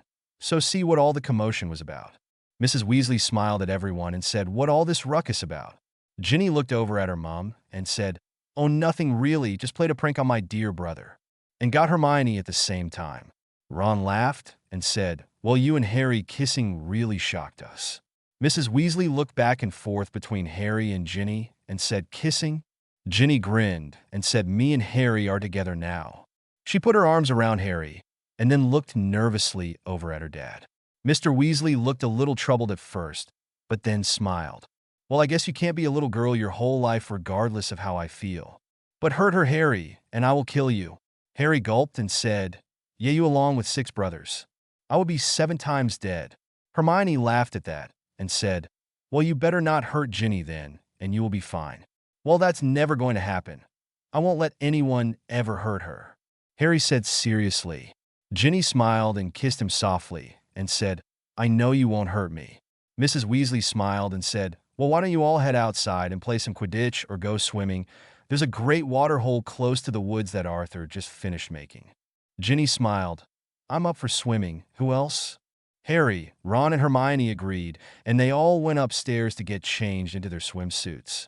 Harry and Ron changed into their swimming trunks and made their way down to the edge of the woods. They easily found the swimming hole. It was quite large and looked very good with the trees surrounding it. Harry went up to the edge of the water and laid his sword on the ground. He won't go anywhere without it. He then stepped into the water. It wasn't too cold, more refreshing. He stepped back out and turned around, and his breath hitched. Hermione and Ginny were walking towards the swimming hole. They were both wearing 2-piece swimsuits. Hermione was wearing a light blue one, and Ginny was wearing a red one with pink trim. Harry glanced at Ron, and he was staring open-mouthed at Hermione. While Hermione was always very modest of what she wore, Ron finally shut his mouth when Hermione and Ginny reached them, and he looked at Harry. He saw that Harry was staring at his sister. "Stop ogling my sister, you prat." Harry grinned and said, "Why not? She's beautiful, and I'll ogle her all I want." Ginny blushed and said, "Thank you, Harry." Ron sighed and looked at Hermione again. He gulped and said, "You look amazing, Hermione." Hermione smiled at him and said, "Good. Otherwise I would have smacked you silly." Then she leaned and kissed him softly. Harry laughed and said, "Those two never change." Ginny grinned. "That's for sure." Then she walked up to Harry. "Let's go have some fun." Harry smiled and nodded. All 4 of them went into the swimming hole, and soon they were splashing about and have a great time. Harry would often get splashed heavily by Ron whenever he was caught looking at Ginny. Ginny just smiled at Harry and threw a glare at Ron, who winced. Harry was swimming around lazily when he heard a loud crack from within the tress. Hermione, Ginny, Ron, and Harry looked over at the sound sharply. Harry panicked. He didn't bring his wand with him, and he was pretty certain that the others hadn't either. He looked over at his sword, and he held out his hand. He concentrated and willed it to come to him. Harry has only ever done wandless magic once in his life, and he hoped it to work now. The sword lifted off the ground a little shakily, but then zoomed towards Harry, who caught it and drew the gleaming blade from the scabbard. Harry could feel the spiritual pressure building inside of him. He held the sword in front of him, and Ginny, Hermione, and Ron got behind him. Harry noticed some shuffling in the woods in front of him, and he tensed. A little white bunny rabbit hopped out from behind some bushes. Harry and the others stared at it dumbly. Harry heard Ginny giggle from behind him. Harry sighed and said, "Well, I guess a rabbit is better than a dark creature or a Death Eater." Ginny started laughing and said, "Run for your lives. Attack of the Killer Bunnies." Harry glared her. "Oh, shut up." He pouted. He sheathed the sword and turned to face Ginny. Ginny laughed harder and put her arms around Harry. "Well, I guess I can thank your awesome display of power for saving us." Harry grinned. "What? No reward?" Ginny laughed and said, "Would a kiss suffice?" Harry looked thoughtful for a moment. "I don't know. I had to use a great deal of my power to protect you." He grinned. Ginny smiled and kissed him. Harry put his arms around her, and he became very aware of Ginny's breasts pushing against his chest. Harry deepened the kiss, and then he heard Ron say, "Oh, get a room." Ginny just smiled and kissed Harry more fiercely. She was lost in the feel of his hands on her bare back and his soft lips moving on hers. She opened her mouth, and she felt Harry do the same. Their tongues touched, and she moaned softly. She kissed him deeply, and she heard Ron muttering something about kissing in public places. Ginny and Harry finally broke the kiss, and they were both breathing heavily. Ginny was pleasantly flushed, and she smiled at Harry. Harry smiled back at her. That was some reward. I wonder what I'll get if it was a real Death Eater or creature that I stopped. Ginny laughed. Well, we'll have to make sure no one's around for that reward. Ginny, Ron said loudly. Too many bloody details for me to handle. Hermione laughed and said, well, I'm going to go dry off and relax in the sun. Harry looked down at Ginny and grinned. You should get a towel to cover up some noticeable changes. Ron would probably blow up if he sees you. Ginny went crimson as she realized what he meant. She noticed that her nipples were hard and pointing at her top. You are, right, she stammered. She ducked down into the water and made her way past Ron, who was completely confused. She got out of the water where Hermione was and grabbed a towel and wrapped it around herself. Ron started after her, and then he turned around and noticed that Harry was still standing in the water. Are you coming, Harry? I'll be there in a minute, Harry said. Ginny giggled and said, Harry has to wait a bit to get himself under control, Ron, if you know what I mean. Harry went crimson like Ginny did. Ginny? Gah. Okay, fine, I deserve that, but it's not my fault. Ron was clueless as ever, and he just shook his head and walked out of the water to a laughing Ginny and Hermione. Harry got himself under control and waded out of the water. He walked up to Ginny and said, that was not funny, you know. Ginny grinned. Yeah, it was. Payback is fun. Harry smiled and sat down next to her. He looked in her chocolate brown eyes. He leaned in and kissed her softly and then kissed her nose. Ginny giggled and said, that tickles. Then they heard a voice that was easily recognizable. I'm sorry to interrupt your swimming activities, but would like to speak to Harry privately for a moment. Albus Dumbledore said. Harry got to his feet and looked over at Dumbledore with a little bit of shock. He has a knack to show up unexpectedly. He walked over to Dumbledore and said, hello, Professor. You wanted to speak with me? Dumbledore nodded and waved his wand, and Harry suspected that it was a silencing spell for the immediate area. Dumbledore peered at Harry for a moment and said, I suspect that you haven't told anyone else about the prophecy, correct? Harry swallowed. His life came crashing down to realization. He almost forgot about the prophecy. He was having a great time with his friends and Ginny. He looked back at Dumbledore and said, no, sir. Dumbledore smiled at Harry and said, I think it's best that you tell your friends, and of course Miss Weasley as well, the prophecy. They have proven their loyalty many times, and it would not be wise for you to carry the burden of the prophecy by yourself. Harry thought about that for a moment and said, okay, sir, I understand. I'll tell them tonight then. Dumbledore smiled with his eyes twinkling as always. Well, I suggest you use Miss Weasley's room. Harry nodded and said, is that everything, sir? Dumbledore nodded and said, have a good day, Harry. Then he walked away beyond the wards and disapparated. Harry walked back over to his friends and said, I have something to tell you guys tonight. Can you all meet me in Ginny's room after everyone has gone to sleep? Why Ginny's room? Ron asked. Because it's the only one with a silencing spell around it, and what I tell you can't be risked to be overheard, Harry replied seriously. The three of them nodded, and then they heard Mrs. Weasley shouting that dinner was ready. The four of them made their way back to the house and changed back into their normal attire and had a delicious dinner. Later that night, Ron and Harry got up after everyone went to sleep. They walked downstairs to Ginny's room. Harry knocked softly. Ginny opened the door. Harry and Ron followed her over to her bed. Harry sat down next to Ginny on the bed, and Ron sat on the desk chair. Hermione entered soon after and closed the door behind her. She walked over to Ron and sat in his lap. Harry took a deep breath and said, well, the reason we're all here is because I have something to tell you. You guys cannot tell anyone else unless we all agree on it, including Dumbledore. Harry continued, I'm going to tell you guys the prophecy. Ginny and Hermione gasped, and Ron just looked dumbstruck. Ginny looked at Harry with fear and wonder in her eyes and said, I thought that it was destroyed. Harry shook his head and said, that was merely a recording. Professor Dumbledore was there when Professor Trelawney first made the prophecy. Harry took a deep breath and recited the prophecy. Ginny couldn't believe what she was hearing. Harry was marked by Voldemort as his equal and neither could live while the other survives, and he will have the power he knows not. Ginny put her arms around him and said, "We'll help you no matter what happens." Harry hugged her and said, "Thank you, Ginny." "Yeah, we're with you, Harry," Hermione said, and Ron nodded. "Yeah, we'll finish off Voldemort together." Harry looked up sharply at Ron. "You said his name, Ron." "Good going." Ron looked surprised at himself and said, "Yeah, I did." "Didn't I?" "Not as bad as I thought." The four of them spent the next half hour or so discussing the prophecy, and they decided to call it a night. Hermione got up and pulled Ron with her out the door, and Ron saying, "Don't do anything funny with my sister, Harry," before Hermione tugged him around the corner. Harry grinned and said, "I wonder what he meant by funny." He looked at Ginny expectantly. Ginny laughed and said, "Don't even think about it. We haven't even been dating 2 days yet." Harry laughed and said, "I'm a guy, it's a genetic problem." Ginny smiled at him. "Poor Harry. So you will be with me tomorrow when the sword spirit shows me Ichigo's memories?" Harry asked solemnly. Ginny nodded. "Of course I will, Harry." Harry smiled at her. "Thank you." He leaned towards her and kissed her.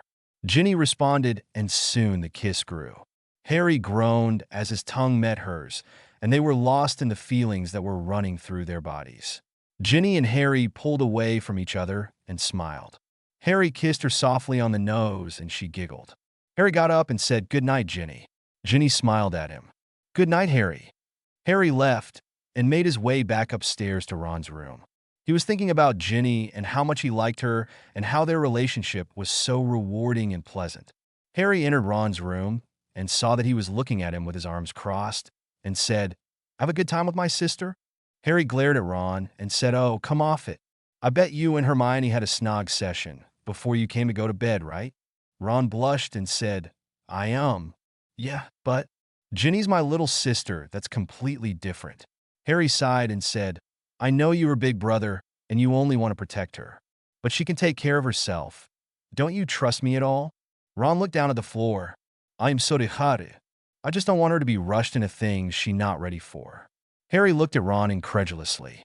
"We haven't even been dating for 2 days, and you're worried that we're having sex." "No, I am." "That was phrased wrong, I guess." Ron said lamely, "I trust you, Harry. Take good care of her." "I will, Ron, I will," Harry said and lay down on the camp bed on the floor. He fell asleep thinking about his relationship with Ginny. A/N. Please review. Chapter 4. A/N. I decided to make this chapter about twice as long as my other ones, and as a result, I might take a little longer to update. Hope you enjoy the chapter. The next morning, Harry had a great breakfast, and then he and Ginny went up to her room. Ginny closed the door behind her and joined Harry on her bed. Harry took a deep breath and said, "Are you ready, Ginny?" "I'm fine, Harry. I'm ready to do this whenever you are," Ginny replied. Harry nodded and laid his sword in his lap. Ginny took his hands in hers and squeezed gently. Harry smiled at her and concentrated his spiritual pressure to contact with his sword spirit. He connected and the voice said, "I see that you want to review Ichigo's memories now, and I assume you want Miss Weasley to witness them as well." "Yes, can you do that?" Harry said a little anxiously. "Yes, I can," the voice said, and Harry felt Ginny jump a little, and she started shaking. She had obviously heard the voice. Harry saw that she looked terrified. Who could blame her? She had an evil presence invading her mind before, and now she could hear another voice other than hers in her head. Harry hugged her close. "Ginny, it's all right. He's not evil. He won't hurt you. He's only trying to help us. He can see in your mind, but he cannot see what you don't want him to. He can't see anything. Personal, okay?" Ginny nodded and calmed down. She pulled away from Harry and held his hand in hers and took a deep breath. "You can see in my mind?" she asked the voice. "Yes, I can, but do not fear. I see that you have had a terrible presence invading your mind and body before, and I assure you that I cannot do the same thing. Harry is my master, and if he so pleases, he can have me removed, but that would make it much harder for you to understand everything I show him," the voice said. Ginny nodded and said, "Is it all right for me to see everything? I mean, Harry is your master, and I understand that you can show him Ichigo's memories, but is it really okay for me to witness them as well? I sense that you have great feelings for my master, and he feels the same towards you. He trusts you with this information, and I believe that it is the right decision. Also, when this is over, I will share a mental bond with you. Not like I have with Harry, but I will be able to protect your mind. The voice said. Ginny nodded and took a deep breath. Okay, I'm ready now. Harry smiled at her and said, Okay, we're ready. I will be putting you in a calm state of mind because there is so much information to be absorbed. It will still take a while, though. Also, it could be damaging to your minds if you're forcibly taken out of the calm state of mind, the voice said. Harry then felt a weird feeling in his head and felt oddly at peace. It was like the Imperious Curse, but friendlier, and it felt safe. He then gasped as he saw movie-like images in his head. He could assume Ginny could see them as well, because he felt her squeeze his hands harder. Hermione walked out of Ron's room after getting trounced in a game of chess. She wondered where Harry and Ginny were. She hadn't seen them since breakfast. It's been 3 hours, and that's plenty of time for snogging, but they haven't showed up yet. Hermione walked down the stairs to Ginny's room and knocked on the door. When there wasn't any reply, she opened it slowly. She looked across the room and spotted Harry and Ginny sitting on the bed holding hands. But when she called out to them, they didn't even twitch. Hermione then noticed that Harry's sword was floating between them and glowing blue. She called out to them again, but got no response. She started to walk towards them, but stopped when she heard a voice in her head. Do not worry about them, they're fine. Hermione gasped and looked around her. She couldn't see anyone, so she said, Who are you, and what are you doing to them? It looks like they're being possessed. I put them in a trance-like state to show them some important information. I am the soul of Harry's sword. The voice said. Hermione backed out of the room, and she felt the presence leave her mind.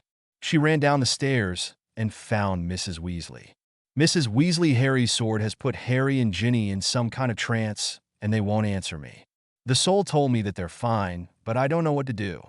Mrs. Weasley was shocked at what Hermione said. That sword has a soul in it? This is just like in Ginny's first year. We have to stop it.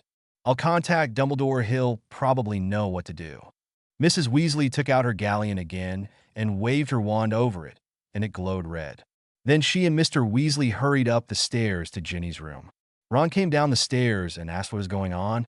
He was quickly filled in on the details, and they entered Ginny's room and stopped when they saw Harry and Ginny on the bed holding hands in a trance-like state. Mrs. Weasley was torn about what to do. She wanted to go and help her daughter, but she didn't know what to do. Let's just wait for Dumbledore. He'll know what to do. They all just stood around the entrance of the room, and finally Dumbledore arrived. Dumbledore walked up the stairs and was filled in on the situation. He walked into the room and peered at Harry and Ginny. They looked like they were in a trance of some sort, and it seems that the sword was doing it. He took a couple of steps forward, and he felt a powerful force try to enter his mind. He staggered backwards and was just able to fend off the presence. Mrs. Weasley and the others gasped when Dumbledore was pushed back, and they asked what happened. Dumbledore took out his wand and said, There is a very powerful presence here that almost invaded my mind. I was able to keep him out with a clemency. Hermione gasped and said, Yes, that what happened. He entered my mind and spoke to me. He told me that Harry and Ginny are fine. Dumbledore looked thoughtful for a moment and said, Can you speak to me without entering my mind? Soul of the sword.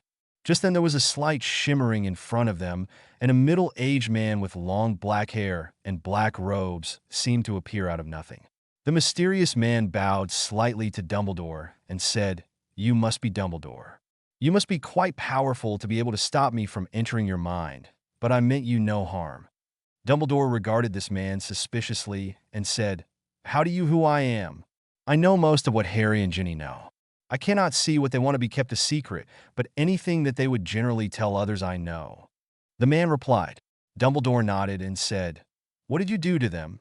I have put them in a trance-like state to give them a large amount of information about the Soul Society and the Soul Reapers. And of course about Ichigo, my former master.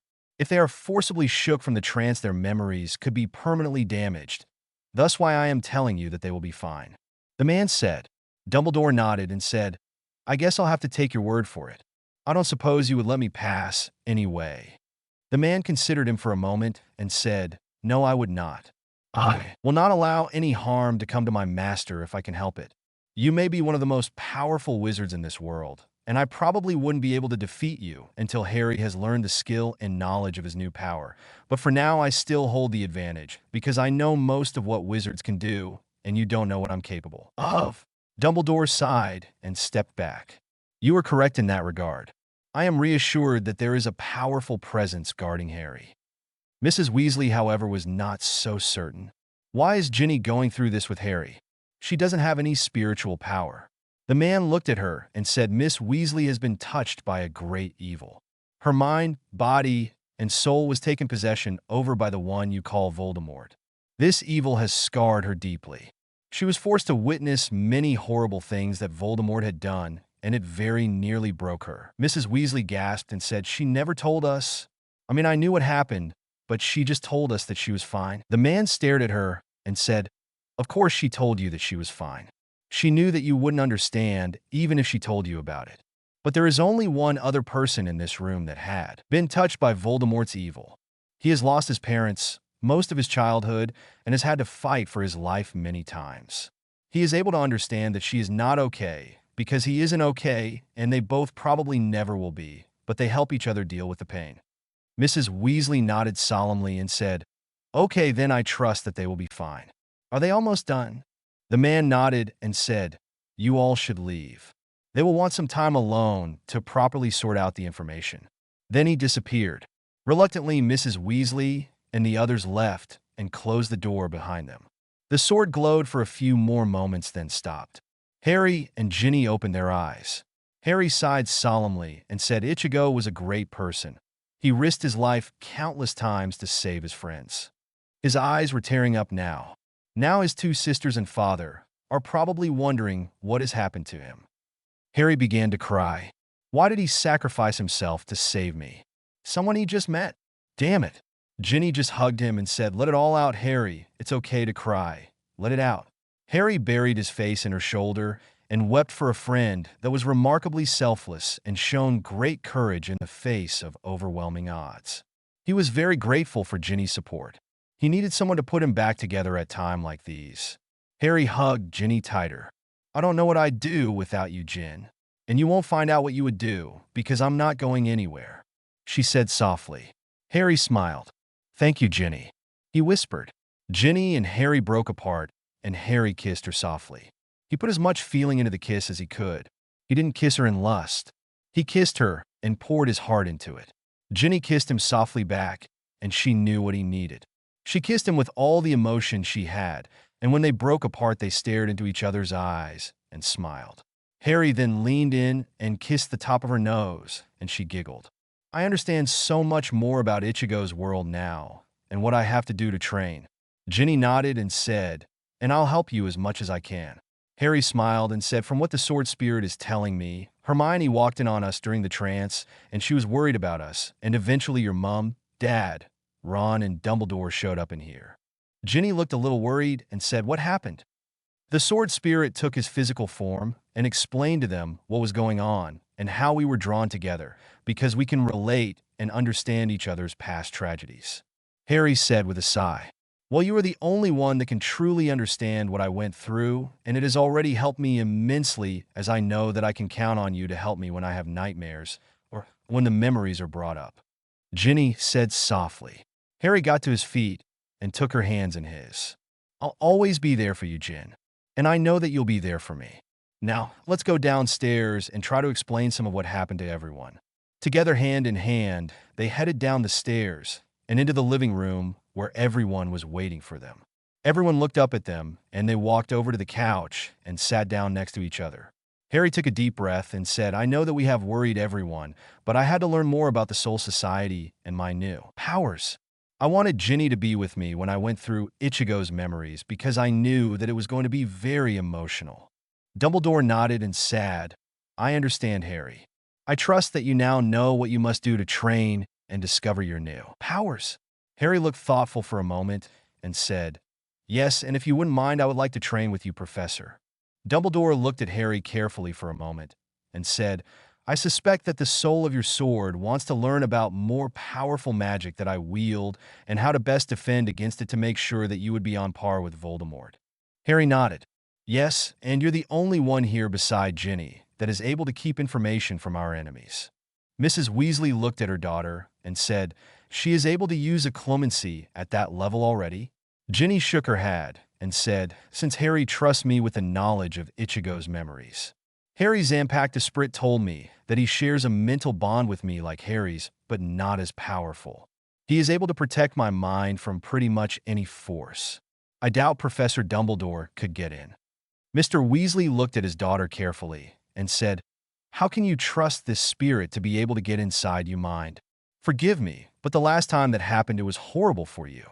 Ginny looked at her father and said, "The spirit of a Zanpakuto is made up of the personality and life experiences of the Soul Reaper.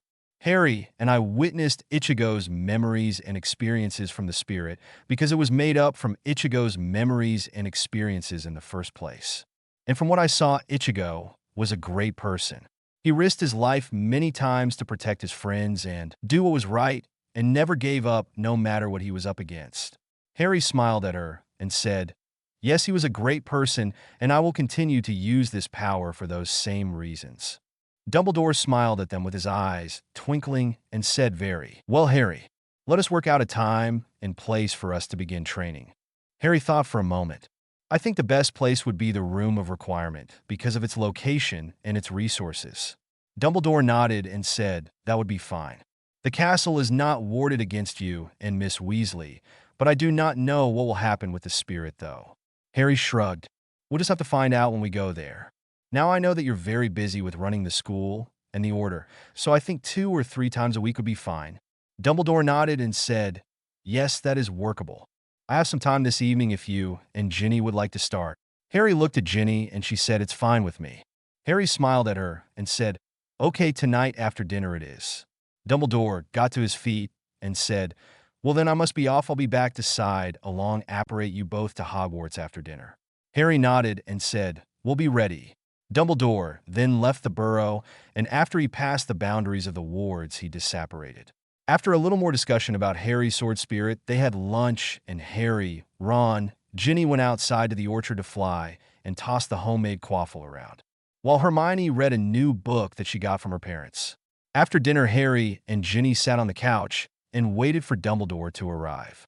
Dumbledore arrived shortly after, and Harry and Ginny walked outside beyond the boundaries of the wards. They each held on to one of Dumbledore's arm, and then the 3 of them disapparated on the spot. It was a very weird feeling to apparate, Harry thought as he looked around at his surroundings a little dazed. He saw that they were in a small clearing that appeared to be the Forbidden Forest. Ginny didn't look any different, and he suspected that she had probably have already sighed along apparat before. Dumbledore smiled at them and said, "Good, that went well. Now let us be off to the castle." Harry and Ginny nodded and followed behind Dumbledore, who was waving his wand and muttering incantations as he walked. Harry supposed that he was checking the wards around the castle. After a few minutes of walking, they walked out of the forest and into the Hogwarts grounds.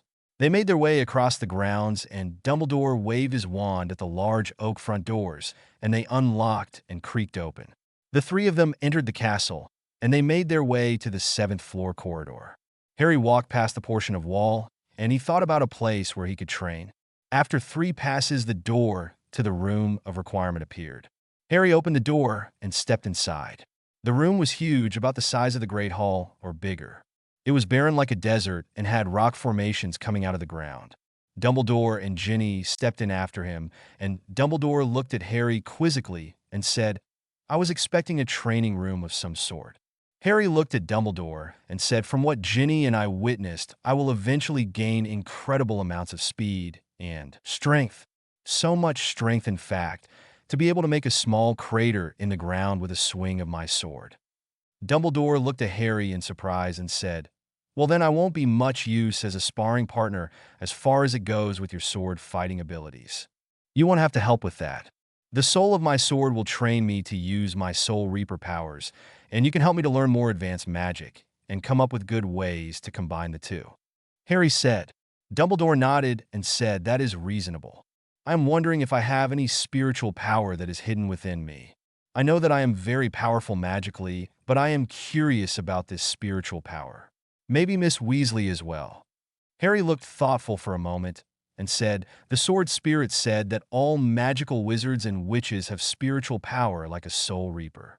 The magic that wizards and witches use is the small amount of spiritual pressure that leaks out.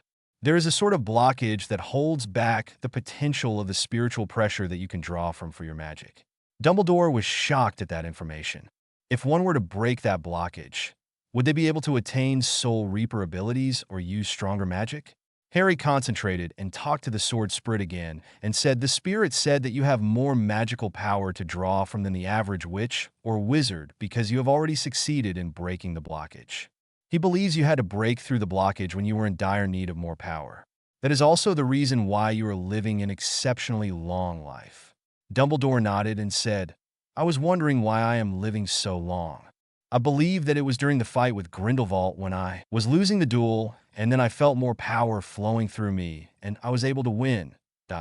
Ginny looked a little puzzled and said, "Harry, if you have a huge amount of spiritual power, then will you live for an extremely long time?"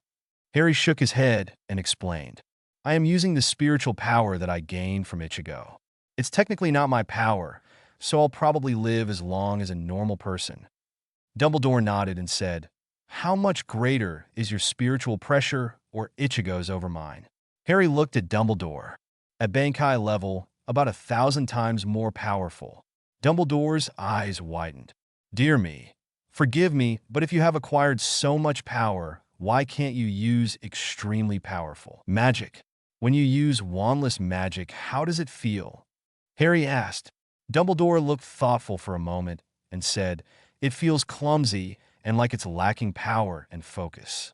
Harry nodded and said, "Since magical people don't have a large spiritual force, they can't use it well without the use of a wand. A wand focuses the magic to a more usable form." Dumbledore looked amazed at this new insight of how magic works. "But then how could I or Voldemort stand a chance against you if you have much greater spiritual power over us? Because I cannot use all my spiritual pressure for magic because my wand would simply overload and explode. It won't be able to handle the large amount of power needed to be focused." Harry said. Dumbledore nodded and said, "Is there any other ways a Soul Reaper uses their spiritual power other than with their swords?" Harry nodded and said, "There are 2 different types of spell that we can use. Way of Binding, used for subduing an enemy, and Way of Destruction, offensive spells. They require the Soul Reaper to be able to focus their spiritual pressure well without a wand. This usually takes hundreds of years of practice to be very good at Keto magic, and most Soul Reapers, even at captain level, can only use up to maybe number 50 without the incantation." Ginny, who was listening quietly to the question and answer discussion, looked at Harry and asked, "Usually takes hundreds of years?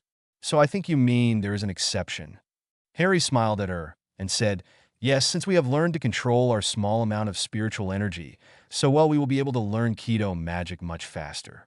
I believe you may get up to the 20s or more considering your great understanding and control in the magic you possess, Dumbledore. And Ginny, you may be 10 for now. Your spiritual power isn't done growing yet, and you still have a blockage." Dumbledore and Ginny nodded in understanding. "Well, you just created a new subject to teach at this school," Dumbledore said with his eyes twinkling with amusement. Harry considered that for a moment. "I would be honored to teach Keto magic at this school when I have mastered it first, of course, and after I defeat Voldemort." Dumbledore nodded and said, "Wonderful, Harry. This has been very interesting so far, and we have already discovered a new magic that we all can put to good use." Harry smiled and nodded. "I'll teach you and Ginny to use it, and of course Ron and Hermione as well. I know that Voldemort cannot use this type of magic, so we will have an advantage over him." Dumbledore looked curiously at Harry and said, "Why won't Voldemort be able to use this magic? I know he would do anything to learn such magic. He has gone too far into the dark arts and has permanently damaged his soul. His unstable soul has allowed him to break the blockage and gain more power, but he will not have the control necessary to ever be able to use Keto magic." Harry explained. Dumbledore nodded again and said, "Well, I think that was very enlightening lesson, Professor Potter." Dumbledore's eyes were twinkling with amusement. Harry laughed and said, "Good practice, I suppose." Ginny looked at Harry and smiled. "Professor Potter, eh?" Harry grinned.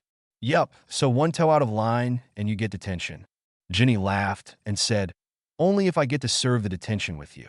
Harry smiled and put his arms around her and said, "I was planning on that." Ginny got on her tippy toes and kissed him softly. Dumbledore just smiled merrily with his eyes twinkling as usual. Ginny broke the kiss and turned to Dumbledore and said, "I just remembered me, and Harry know where the Kurosaki family lives. Ichigo's sisters turned 11 this year, and they have spiritual pressure, so they would be able to learn magic, right?" Dumbledore nodded and said, "That is a great idea, Miss Weasley. It will hard to know that their brother has died, but it must be done, and I believe that it will be the best way to protect them along with their father, of course." Harry nodded solemnly and said, "I know that they have already lost their mother and now their older brother. It will be hard for them for a while. I know that Karen Kurosaki was aware of Ichigo's Soul Reaper power, but it seems that her sister and father has not found out, to Ichigo's knowledge anyway." Ginny looked up at Harry and said, "We'll help them as much as we can." Harry smiled at her. "It's the least we could do after all. Ichigo gave his life to save mine." Dumbledore nodded and said, "Well then I believe I can arrange an international portkey by tomorrow afternoon if you want to do this." "Tomorrow?" "Yes, the sooner the better, I suppose." Harry said, "Well, we best start doing some training. It's been an hour and all Eve done is talk." Dumbledore chuckled. "Yes, well, you explain a great deal about the powers that we all have, and it is very valuable information." For the next 2 hours, Harry, Ginny, and Dumbledore started training. Dumbledore showed Harry and Ginny some advanced offensive and defensive magic. After Dumbledore's lessons, Harry concentrated on his sprital pressure and willing his SWRD spirit to appear. The tall man with long black hair appeared and said, "This training will be simple. Try to cut me with your sword." Harry nodded and waited a moment for the man to draw his sword, but when he didn't, Harry asked, "Aren't you going to draw your sword?" The man shook his head. "You will not be able to land a blow on me right now. You have to build up your speed and strength first by trying to cut me." Harry nodded and charged at the man. When he got close, he swung the sword as hard as he could, but an instant before it hit the sword spirit, he just disappeared. This was just like Ichigo's technique. Harry looked around and spotted the spirit looking at Harry carefully. "You used the flash step technique, right?" Harry asked. The man nodded. "Yes, you will not be able to land a blow to me without matching this speed." Harry sighed. "How will I be able to move so fast?" "By concentrating your spiritual pressure around your feet, you will be able to move faster," the man said. Harry nodded and concentrated his spiritual pressure. He felt he concentrated some spiritual power around his feet. He gripped his sword and attacked the spirit again. He was surprised at the difference in speed. He moved at least twice as fast, but it was still nowhere near as fast as the sword spirit, and he just ended up slashing air. Harry looked over at the spirit and said, "Why can't you tell me your name?" The man looked at Harry and said, "We are not supposed to tell our names to our masters. They are supposed to learn them when they have progressed far into their Soul Reaper powers." Harry nodded. "But Ichigo was your master. You are made up of his spiritual pressure, not mine, so I don't think I'll ever learn your name the regular way." The man looked thoughtful for a moment and said, "I believe you are correct in that account." "Very well, my name is Zangetsu." Harry nodded. "Well then, Zangetsu, shall we continue?" Zangetsu nodded said, "Concentrate your spiritual pressure around your arms and sword, and eventually over your own body. That will minimize the damage done to you if you get attacked." Harry nodded and attacked. Dumbledore and Ginny watched from the sidelines. They were impressed at the speed Harry was progressing. After about an hour of constantly trying to land a blow on Zangetsu, Harry stopped and said, "Zangetsu, can you teach us how to use Kido magic?" Zangetsu nodded and said, "Yes, I can, but don't expect any results tonight, Harry." He then looked over at Dumbledore and said, "Perhaps you might get lucky, Professor. You have a much greater understanding of the spiritual power that you currently wield, and I believe that you may be able to achieve something tonight." Dumbledore nodded and said, "I hope I can put this new magic to good use." So Zangetsu began explaining the basics of Kido magic. There were only 100 spells for each branch of the magic developed so far. The branches are Way of Destruction and Way of Binding. The higher the number, the more difficult the spell. Each spell will be more powerful if the entire incantation was said, but most Soul Reapers just incantate the branch of magic. The number than the name of the spell. After the explanation, Harry, Ginny, and Dumbledore started to practice. They concentrated their spiritual power into trying to use the Way of Destruction number 1. Thrust or Way of Binding number 1. Obstruction.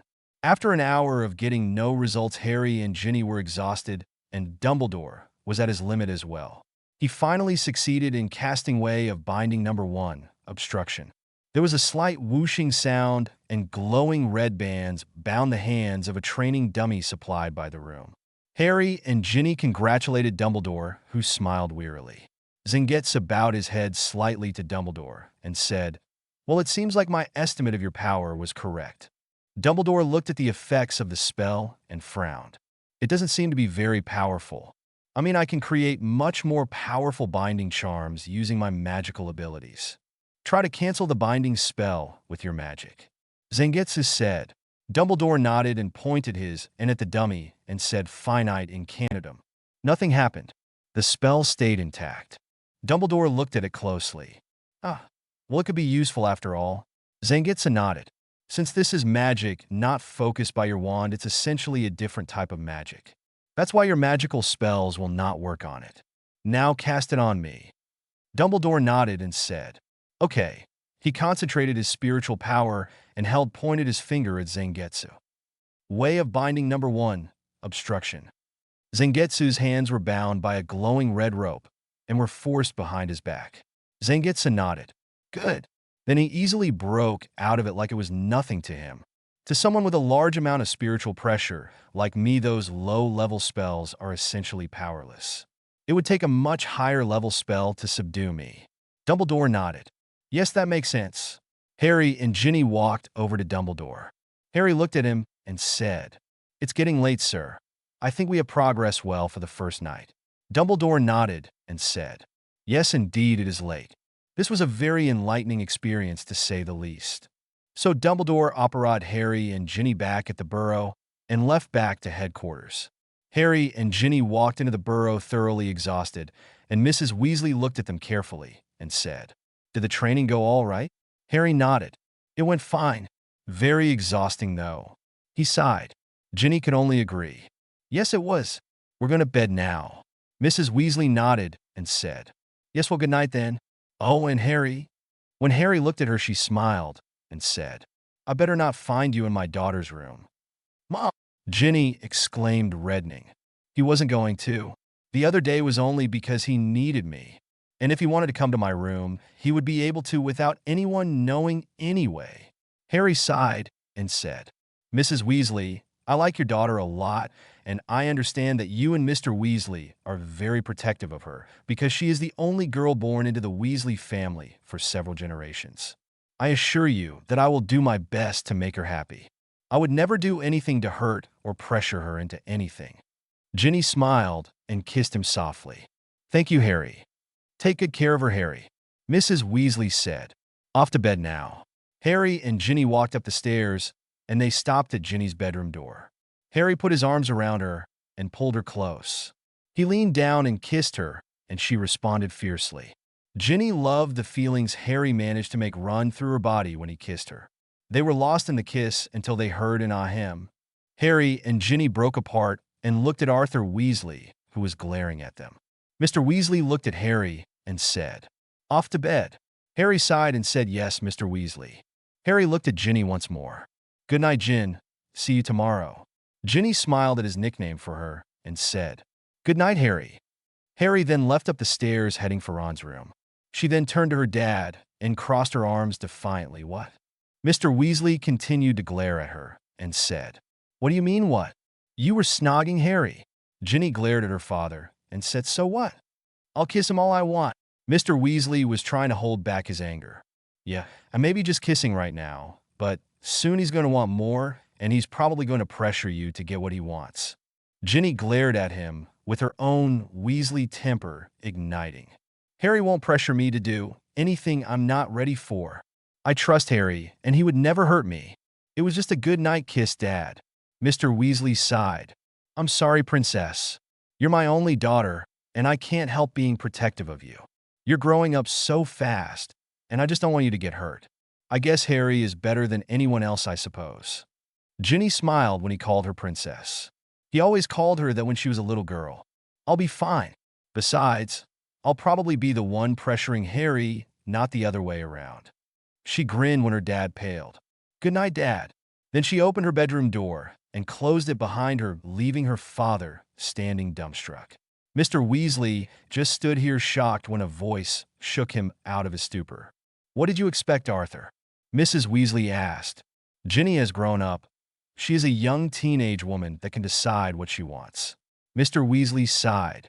I just don't want her ever to grow up. I know it's not logical, but I can't help it. I'll just deal with it the best I can. Mrs. Weasley smiled at him. Well, let's get to bed, dear. And she really got you good with that last comment. Mr. Weasley laughed as they walked up to their room. Ginny was no longer a little girl, and he had to realize that. The next day, Harry got up quickly and went downstairs to find Mrs. Weasley. He found her in the kitchen busy with breakfast. Mrs. Weasley, I'm going to Japan today with Dumbledore to tell the Kurosaki family about the death of their brother Ichigo, and I would like Ginny to come as well. Mrs. Weasley looked at Harry with a thoughtful expression. Dumbledore is going to be there, so I know she will be well protected along with your sword spirit guy. So I guess it's all right. Harry smiled at her and said, Thank you, Mrs. Weasley. Harry went back upstairs and stopped at Ginny's bedroom door. He knocked and waited. A few moments later, the door opened and Ginny stood standing in pink pajamas and her hair really messy. Harry couldn't help it. He cracked out laughing and Ginny glared at him. I was sleeping until I was rudely interrupted by a loud knocking on my door, Ginny said scathingly. But then she looked in her mirror and she gasped. Dear me, it really is horrible. She then started laughing. Harry finally stopped laughing. I never thought I'd see the day when someone surpassed the messy state of my hair. Ginny just glared at him again. Ah, very funny. She then turned and walked to her dresser and pulled out some clothes and said, I'm going to go take a shower. I'll see you downstairs for breakfast. When she turned around, she was face to face with Harry. He had snuck up on her. She gasped and dropped the clothes she was holding. Harry just grinned. I think your hair looks beautiful, Ginny, no matter how messy it is. He then leaned down and kissed her. He ran his hand through her soft red hair. Ginny kissed him deeper and loved the feeling of his hands running through her hair. They broke apart, and Harry kissed the top of her nose, making her giggle. You're going to keep pulling that surprise kiss on me whenever you get the chance, eh? Ginny asked playfully. Harry grinned. You better believe it. You should have seen your face. I'll never get tired of that. Prat, Ginny said and laughed. Well, I'll see you at breakfast then. Then she picked up her clothes and left the room. Harry smiled to himself and then went downstairs to talk to Ron and Hermione. Harry found them sitting at the kitchen table talking excitably. Ron was looking at her like she had gone crazy. Hermione saw Harry walking into the room. Harry, Hermione squealed, happily waving a piece of paper in the air. Our OWLs are in, and I got an outstanding in everything. Harry smiled. Good going, Hermione. Ron nodded and said, like I said, Hermione, smartest witch in the world. I never had any doubt. Hermione blushed and smiled at him and kissed him softly. Thank you, Ron. Much better than being a know-it-all. Ron grinned. You're still a know-it-all. I just don't want to get smacked. Then he winced as Hermione cuffed him in the back of the head. What was that for? Harry laughed and said, Ron can be really thick sometimes. Hermione grinned. Yup, no doubt about that. Ron looked back and forth between Hermione and Harry and shook his head. Whatever. I got only 6 OWLs. I got an outstanding in defense against the dark arts and charms, so Mum is pretty neutral about it. No yelling, which is great, but no doting over me, which I can't stand. Harry opened his letter and read it. Hermione and Ron read it over his shoulder. Harry scanned the contents. Dear Mr. Potter, your current ordinary wizarding levels are as followed. Passing grades. Outstanding, O. Failing grades. Poor P. Exceeds expectations, E. Dreadful, D. Acceptable, A. Troll, T. Astronomy, A. Care of magical creatures, E. Charms, O. Defense against the dark arts, O. Divination, P. Herbology, E. History of magic, A. Potions, E. Transfiguration, E. Harry did better than he thought he would. I did well enough, I suppose. Ron nodded and said, yeah, but no outstanding in potions means you can't be an auror. Harry laughed and said, I don't care about that anymore. I have a guaranteed job the second I graduate if I want it. Hermione looked at Harry curiously and said, Really, where? Harry looked around and said quietly, During my training session with Dumbledore last night, I learned about Keto magic. It's a branch of magic created by the Soul Reapers for offensive and defensive purposes. It's along the lines of defense against the dark arts, but since there's a lot of work and study needed to be able to use the spells, it will be a separate class. It can be used by all magical people, and Dumbledore offered me a position as the teacher of it at Hogwarts after I have mastered it. Hermione stared at Harry dumbly, which doesn't happen often. Wow, can you teach us how to use it as well? I understand that the training sessions that you, Dumbledore, and Ginny need to be a secret for now, but can we learn it on our own? Harry smiled at her and said, I was planning on teaching you guys how to practice it because Voldemort or anyone that uses powerful dark magic wouldn't be able to use it because their soul would be unstable because of all the dark magic use. Ron Jin, wicked, that will help greatly in the fight against Voldemort and battling off anyone that has divulged too far into the dark arts. Harry nodded and noticed Ginny walk into the kitchen wearing her usual jeans and jumper. She sat down next to Harry and noticed the OWLs. Did you do well, guys? She asked. Ron and Harry nodded and handed her their results. Hermione, however, launched into how hard the Ancient Runes exam was and how scared that she was going to fail it. Ron laughed and shook his head wearily. Mrs. Weasley then walked into the kitchen. She looked at Harry's OWLs and beamed. Well done, Harry. Have some breakfast before it gets cold. Harry smiled at her and nodded. He started eating the scrambled eggs and toast. He swallowed the food and turned to look at Ginny. Do you want to come to Japan with me to tell the Kurosakis about what happened? Ginny nodded solemnly. Of course I'll come. I was planning to ask you and Mum to see if I could go. Harry smiled at her and said, Well, I already asked your mum, and she's okay with it because Dumbledore will be there. Later that afternoon, Dumbledore arrived and walked into the living room. Harry and Ginny were already ready to go. Dumbledore held out a dented Coke can. All that left is to input the destination. Harry nodded. I think we should go to Kasuke Urahara Place first. According to Zangetsu, he was the one who trained Ichigo about his powers, and he knows a great deal about the Soul Society and Hueco Mundo. Dumbledore nodded and inputted the destination into the portkey per Harry's information. Harry looked at Ginny and asked ready. Ginny nodded and got to her feet. The three of them put a finger to the can, and Dumbledore waved his wand and said activate. There was the odd tugging sensation behind the navel, and it disappeared. Harry, Dumbledore, and Ginny landed in front of what appeared to be a candy store. Harry managed to keep his balance this time, but before he could do so much as straighten out his robe, there was a blade at his throat. Who are you, and why does your spiritual pressure feel like Ichigo Kurosakis? Said a voice behind him. Harry glanced at Dumbledore and Ginny. They were both in the same situation with what looked like Soul Reapers holding their Zanpactas at their throats. Ginny looked terrified, and Dumbledore had a neural expression like he had expected this to happen. Harry refused to show any fear and said, Please remove your sword from Ginny's throat or suffer the consequences, Rukia. Harry heard the Soul Reaper holding Ginny gasp. How do you know my name? We are not your enemies. Please let us come inside, and we will explain everything. Harry said. The man behind Harry removed his sword from Harry's throat. Very well. The other Soul Reapers did the same, and Ginny ran into Harry's arms. The six of them walked into the shop and into the back room. They all sat down on the cushions on the floor, and Urahara said, Explain yourselves. Harry took a deep breath and said, I believe you're wondering why I have the same spiritual signature and Ichigo and how we're seemingly appeared out of nowhere without you detecting us from a distance. Probably why you were so defensive in the first place, right? When Urahara nodded, Harry continued, I am Harry Potter, and this is Professor Albus Dumbledore and Ginny Weasley. We are magical people, witch and wizards. Urahara's eyebrows shot up, and he asked, Witch? Wizard? Dumbledore nodded. Yes, we live in a world hidden from the muggles, non-magical people. We have some spiritual pressure, and we are able to use that power to do magic. Urahara nodded and said, You are able to see Soul Reapers, but I sense that your spiritual pressure isn't very high. I am wondering how your world was kept a secret from us and vice versa. Dumbledore smiled. Most of the wizarding population use various wards and enchantments to dissuade others from finding them, and if by chance that they are discovered, that can modify memories. Urahara looked thoughtful for a moment.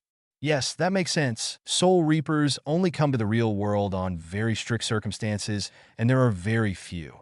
There are probably only about 10 in the world guarding the most concentrated areas with the most spiritual pressure. Also, we too have ways of modifying memories if anyone discovered us. Rukia looked at Harry and said, "How do you know my name then?" Harry sighed and said, "That's why we're here. I found Ichigo wounded when he came out of a dark portal and brought him to my house. Late that night, a dark wizard Voldemort attacked my house and attempted to kill me. Ichigo saved my life by taking a curse meant for me and thrust his sword into my heart and gave me his power. I gained most of his memories, and that's how I know who you are." Rukia was shocked. She opened her mouth and closed it again and again until she finally said, "Ichigo is dead? Where's his body?" Now Harry looked confused. His body? Rukia glared at Harry. "When I transferred my power to Ichigo, I didn't die now, did I?" Harry gasped. "That's right. Well, then what happened to Ichigo's body, I wonder?" Urahara laughed and said, "Well, I'll be damned. Ichigo continues to amaze me." The red-haired Soul Reaper that Harry knew to be Renji looked confused. "What do you mean? What happened?" "If I'm right, when Ichigo was fatally wounded, he transferred his power into you knowing that he was going to die. But when the person that he is transferring his power into share the same courage and ideals, he was also absorbed by your spirit to save him." Urahara said with a smile, "I think Ichigo is still alive, just living dormant in your soul." Everyone looked shocked by this. Ginny looked at Harry. "How can he be in Harry? Can you get him out?" Urahara nodded. "I think I can. I don't know what will happen to the power he gave you, though." Harry looked at Urahara and said, "It's his power. I don't care if I lose it." Urahara got to his feet, and Harry did as well. Urahara lifted his cane that sheathed his sword and thrust the end into Harry. Harry gasped as a weird feeling shot through him, and he felt a presence leaving his mind and body. Then he noticed Ginny and Rukia gaping at something behind him. Harry turned around, and standing there looking thoroughly confused was Ichigo. Ichigo noticed Harry standing in front of him, and he asked, "What happened? Where's the evil wizard bloke that we were fighting?" Then he noticed everyone else and said, What's going on?" Harry couldn't believe it. "Are you really Ichigo?" Harry said barley above a whisper. He noticed he still had a sword attached to his hip, and he still felt amazing spiritual pressure in him. But Ichigo had his sword as well and looked fine. Ichigo turned and noticed Harry. "You are? Yeah, why wouldn't I be, and where am I?" Then he noticed everyone else. "And who is this girl and old guy?" Harry laughed at Ichigo's confusion. "This is Professor Dumbledore. He is the headmaster of Hogwarts." Then Harry turned to Ginny. "And this is Ginny Weasley, my girlfriend." Ginny smiled at him when he called her his girlfriend. It made their relationship more official. When Ichigo nodded, Harry went on to explain what happened. "When you thrust your sword through my heart and transferred your power into me, you also was absorbed into my soul. You were able to do so because you were close to death, and you were in your Soul Reaper form, and we share similar goals and similarities in our ideals." Ichigo listened to Harry, and after a while everything was explained. "So Voldemort essentially kicked our ass and almost killed me. That guy used weird techniques. I didn't know what those lights coming out of his wand would do, so I made sure none of them hit me or Harry." Harry nodded. "Most of those spells would have killed if they would have hit. Especially the first curse, the Avada Kedavra. It can't be blocked and kills on contact, no matter where you get hit by it." Urahara looked a little confused. "But are we Soul Reapers much more powerful? Couldn't we be able to withstand what seems to me to be low-powered spells?" Dumbledore looked at him and said, "I am one of the most powerful wizards in the world and can fight Voldemort on par.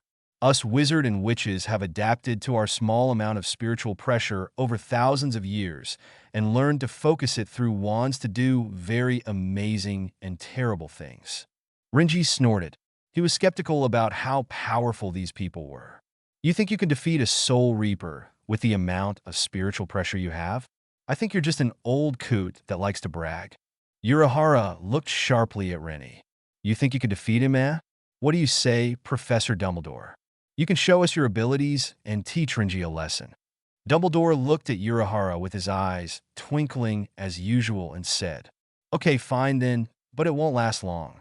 You'll lose Renji, you don't know what he's capable of, and he knows exactly what Soul Reapers can do.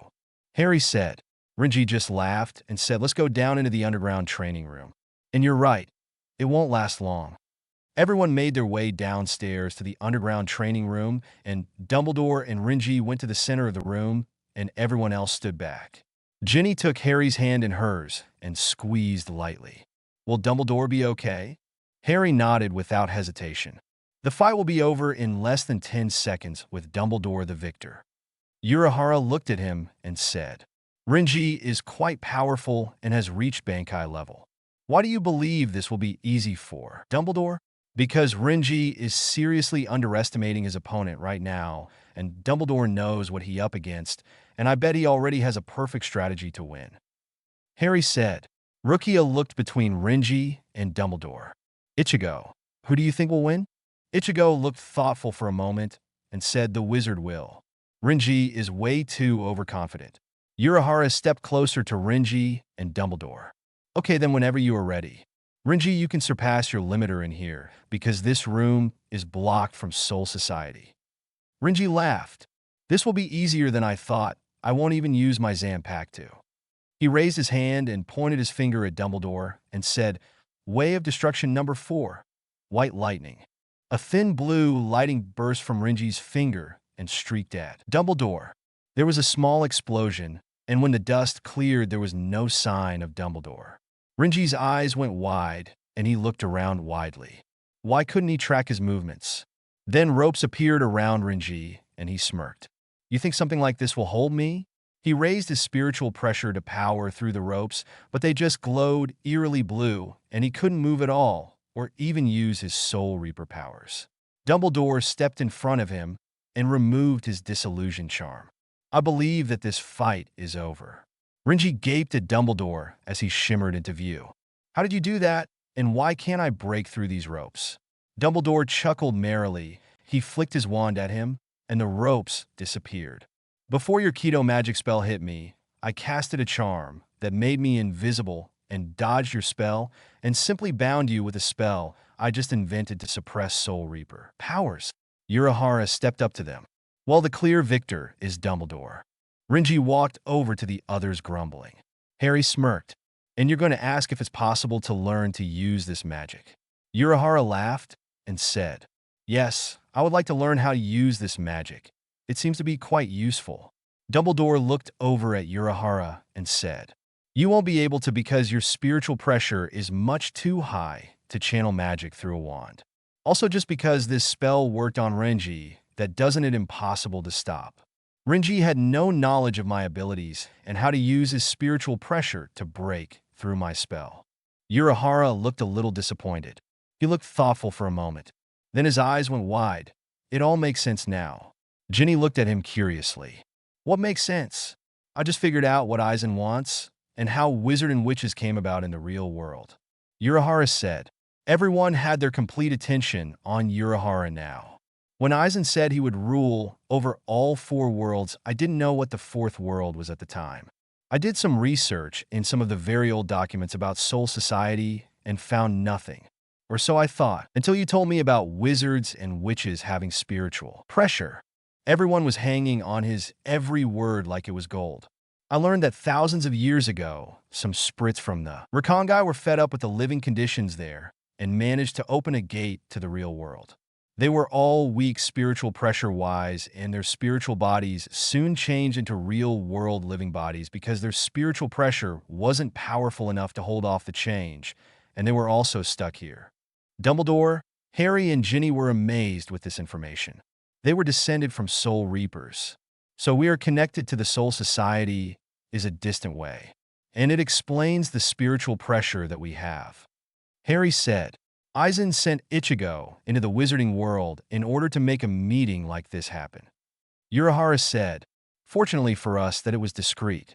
I believe Aizen wanted Ichigo to be seen by many magical people, and they would be afraid of his abilities, and eventually Soul Society would find out about them, and with the current laws that Soul Society has, we would probably remove or try to remove such a race with the amazing abilities that you possess.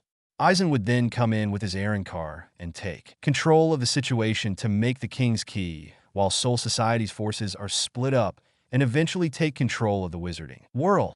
Urahara finished with a sigh. Dumbledore looked thoughtful. He wondered about Harry, though. Did he still have Soul Reaper powers? Harry, do you still feel the Soul Reaper power within you? Harry nodded. It felt more his own now. It felt right, like it was always a part of him, like it just had woken up. He remembered the feeling of Ichigo's power, and he knew that he had just as much potential as he had. Yes, Professor, I still have a large amount of spiritual pressure, but it feels more personal and more in my control than what I was feeling with Ichigo's power. Ginny looked at me quizzically. You still have a large amount of spiritual pressure? I thought that power was from Ichigo. Urahara looked at Harry closely, as if he was analyzing him. I think Ichigo unlocked or broke through the blockage inside you when he thrust his sword into you, but you used his powers while he was there, and you assumed that it was all his power. I don't know why, but you have an extremely large amount of spiritual power than the other magical beings. You have a Zanpack too, so you have Soul Reaper abilities. Urahara looked thoughtful for a moment and said, I will research more on why you have this much power. Renji and Rukia were following the conversation with passive expressions. They were genuinely curious about the wizarding world and what Urahara thought of them. Rukia wondered what their intentions were if Ichigo was actually dead.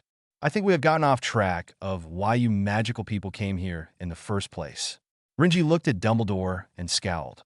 Yeah, why did you come here? Harry looked at Renji, Rukia, and Urahara in turn, and then looked at Ichigo. The original reason for coming here was to tell the other Kurosakis that Ichigo was dead and that we wanted to bring his sisters and father to Hogwarts to protect them. Rukia was confused. Why would you need to bring them there? They are well protected here. And who would want to find them anyway? Ichigo sighed and said, That evil wizard called Voldemort is probably trying to find out about me and my powers, and it's only a matter of time until he finds out there where they live, right? Directing the question at Harry. Harry nodded sadly. Voldemort has a very good intelligence network, and he is very powerful, and don't believe it will take that long before he finds about your family. Rukia looked at him skeptically. But how? He only saw what Ichigo looked like. It would be really hard to find out about him if all he has is his face. Dumbledore looked at her. You don't understand the power that Voldemort possesses. Do not underestimate him. Some of his Death Eaters are well connected, and Voldemort has powerful dark magic that he will use to his advantage. He explained. Ichigo knew what this was coming to. He knew that he had to tell his family about his involvement in the Soul Society and now the wizarding world. This was going to be a long day. Well, then I think the best thing for my family would be to bring them to Hogwarts to protect them. My father will probably need some convincing, but when it comes to protecting his daughters, he'll crack soon enough. Karen knows about my Soul Reaper form and will probably be the most defiant about going. She was always like that. Ever since. Ichigo looked down at the floor. He didn't want to think about his mother right now. Urahara looked a little pensive. I think we should bring them here. It will help them understand everything a bit better. Ichigo nodded at him. But he couldn't help but wonder if there was another reason why he wanted them all to be here. I'll head over there and get my body and come over here with them. Urahara nodded, and Ichigo used his flash step and disappeared.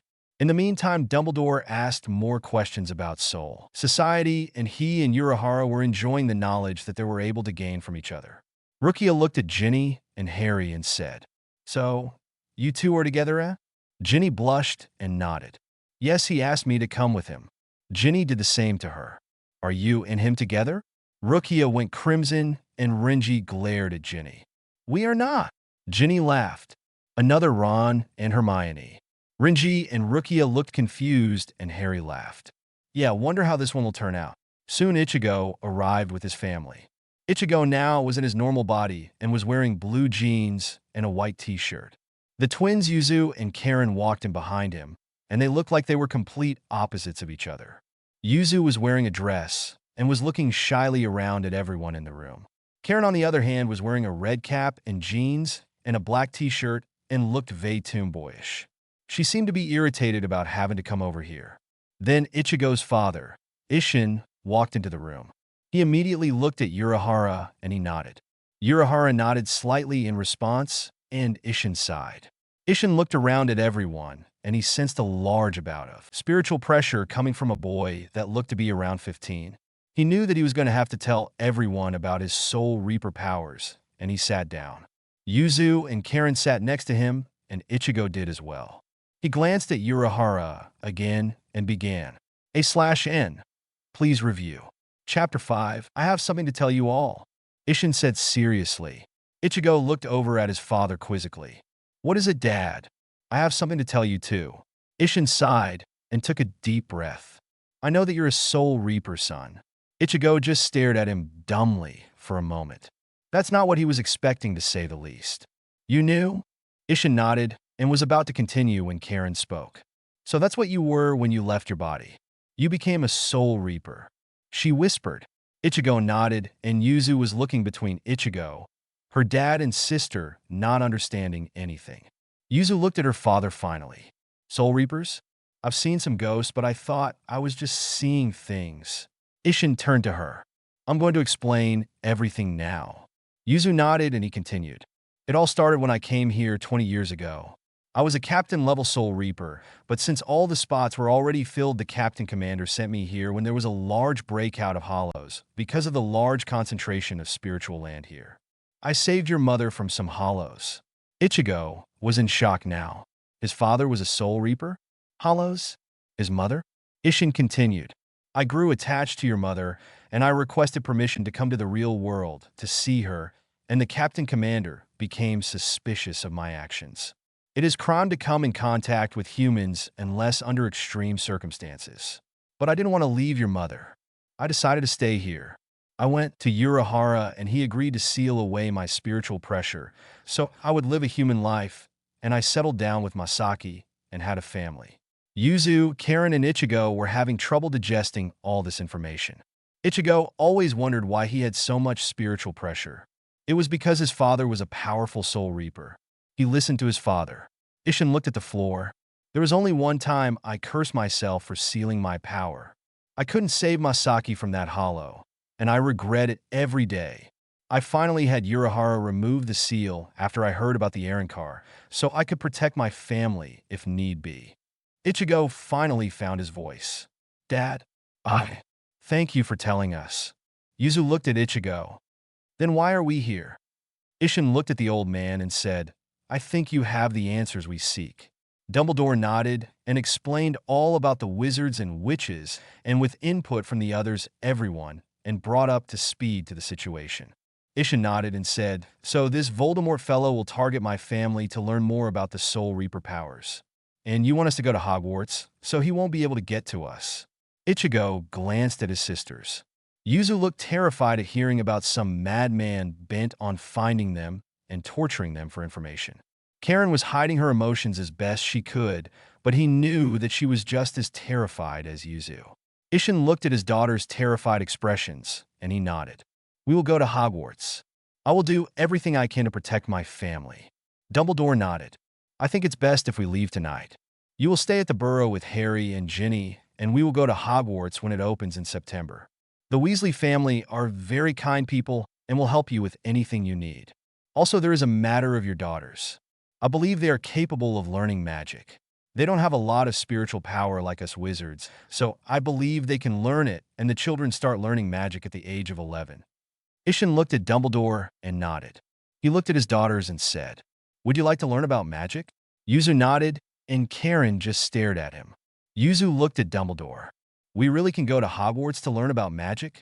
Dumbledore smiled at her. Yes, you can. Yuzu smiled back at him and started talking to Ginny and asking her tons of questions about magic. Karen was watching Yuzu and Ginny with a scowl on her face. Harry knew that she was feeling a lot more nervous than Yuzu was about going to a whole different place. Karen, he said to get her attention, and when she looked at him, he continued. I know that this will be a huge change in your life because the same thing happened to me. I was told that I was a wizard on my 11th birthday, and I was terrified and amazed and happy all at the same time. Karen nodded and smiled. I'll go on one condition. Dumbledore was now listening in on the conversation and smiled. What would that be? There has to be a sport that I'll want to play and be able to try out for it, she said with a voice that left no room for argument. Dumbledore chuckled merrily and smiled. I think you would like the wizarding sport Quidditch, and normally first years wouldn't be able to play, but you will be an exception. Karen smiled mischievously. Fine, I'll go. Then she turned to Ginny. Do you play this game? Can you tell me anything about it? Ginny smiled warmly at her and began explaining what Quidditch was about. She told Karen all about the different balls and the positions beaters, chasers, keeper, and the seeker. Karen listened closely to the rules, and she said, I want to be the seeker. Ginny glanced at Harry and smiled. If you're in Gryffindor, Harry has that position, and you'll be hard pushed to be a seeker in any of the other houses, since they have all been on the team for years and have lots of practice. Karen pouted and said, I'll be fine if I could be a chaser, probably more exciting and dangerous. Ishan looked at Dumbledore a little alarmed. Has anyone ever died playing the sport? Dumbledore looked at him and smiled. Professionally, yes. But at Hogwarts, no. Ishan didn't look any better with that and said, I won't even try to stop her from playing. She's scary when she's mad. Harry ginned. Looks like Ginny and Karen will get along just fine then. Ginny's temper is yet to be rivaled. Ginny glared at him. I don't get that mad, do I? Tell that to Dean Thomas. Harry said with a smirk. Ginny grinned. Well, he deserved that bat bogey hex. The git wouldn't leave me alone. Harry smiled at her. Yeah, I wouldn't want to get that hex in the face. Dean's face was horrible for weeks afterwards. Ginny grinned and said, Then don't ever make me mad, and you'll be just fine. Harry smiled and put his arms around her. I'll be careful. And he leaned in to kiss her, but was interrupted by Yuzu. Don't do that, she said indignantly. Get a room. Ginny laughed, and Harry let go of her. Ichigo came over to them and said, Urahara, Dumbledore and Dad have set everything up. We'll go home and pack our clothes and things, and we leave tonight. Yuzu and Karen nodded. Karen looked up her brother and said, What about our friends? Ichigo sighed and said, Dumbledore and the other Soul Reapers will use their powers to make them forget that they ever knew you, and when you come back, when all this is over, they'll just think you moved away for a couple of years to study at a foreign school. Yuzu looked at Ichigo questioningly. But why can't we just tell them that we're going to a different school for a few years?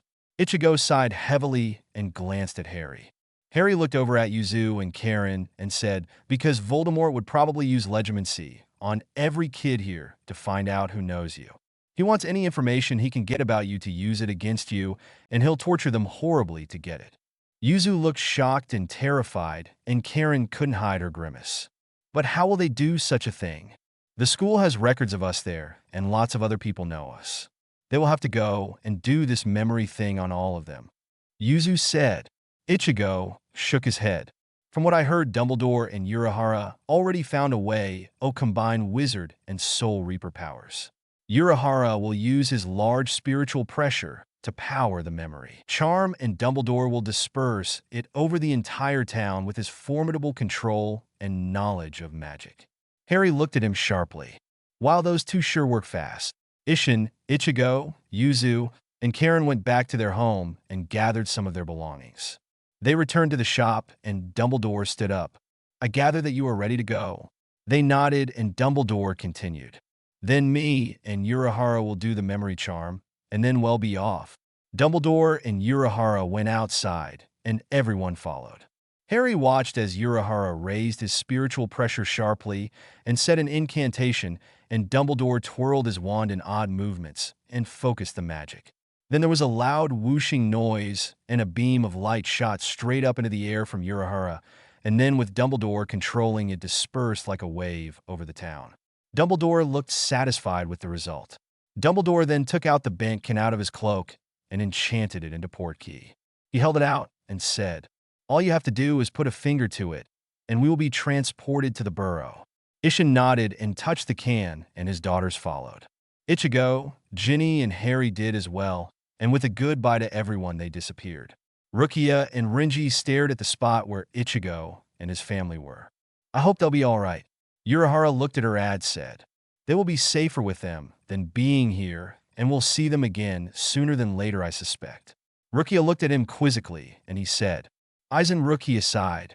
Yes, he was right as usual. Eisen would probably have some plan to make the Wizarding and Soul Reaper world clash in a war of some kind so he could reap the rewards. Harry and the others arrived at the Burrow, and Mrs. Weasley hurried outside to greet everyone.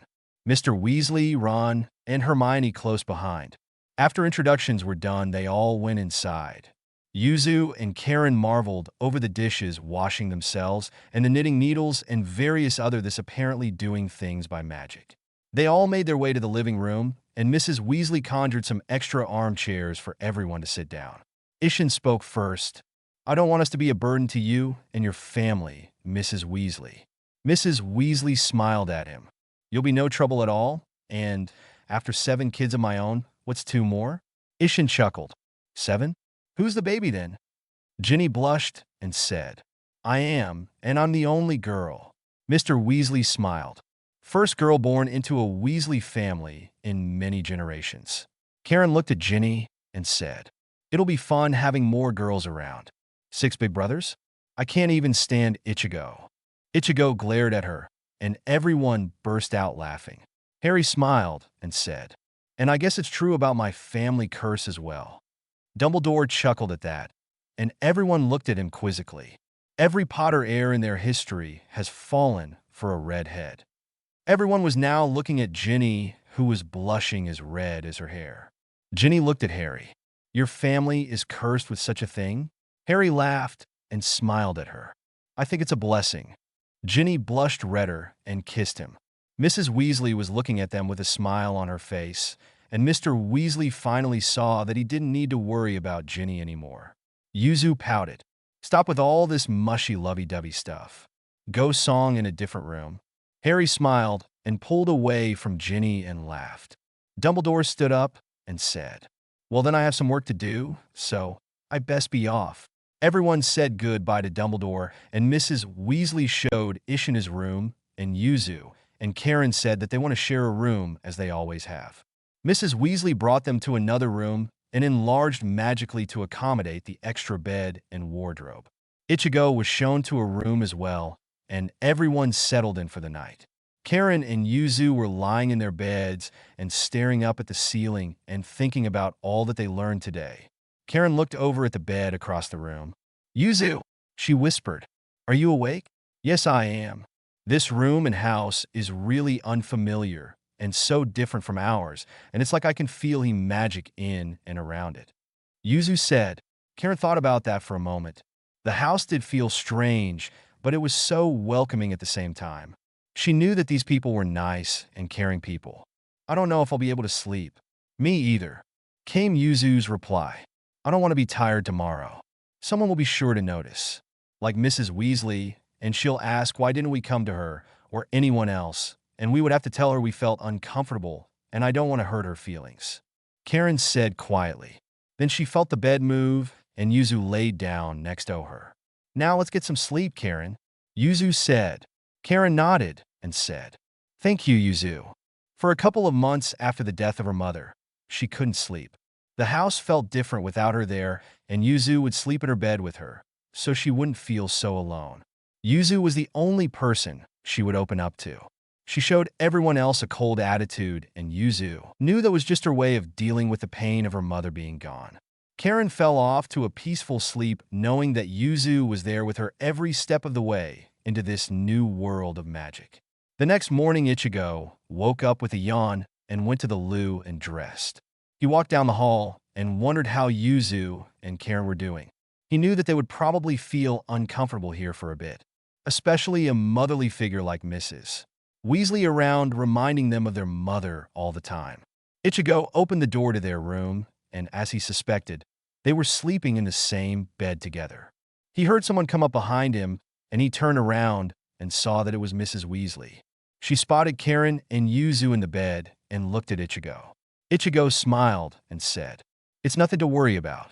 They probably felt uncomfortable in this house and couldn't sleep, so they slept together. It'll probably last a week or so until they're used to the idea of living here." Mrs. Weasley nodded and said, "I bet Yuzu is the only person that Karen will accept comfort from, right?" Ichigo sighed. "Yes. Karen and Yuzu are very close, and Karen only opens up to her. She acts tough and cool to others, but Yuzu is the only one who sees her soft and kind side. Mrs. Weasley nodded and they went downstairs of the kitchen. Harry and everyone else eventually woke up and they sat down at the table to eat Mrs. Weasley's delicious cooking. Hermione looked over at Yuzu and Karen. Did you have a good night? Karen and Yuzu looked at each other and nodded. Yuzu looked over at Mrs. Weasley. Your cooking is great, Mrs. Weasley. Mrs. Weasley smiled at her and said, Thank you, dear. Ishan was talking to Arthur about all the Muggle things that knew about. Ishan was amused at how enthusiastic he was about Muggles. Ron looked over at Harry.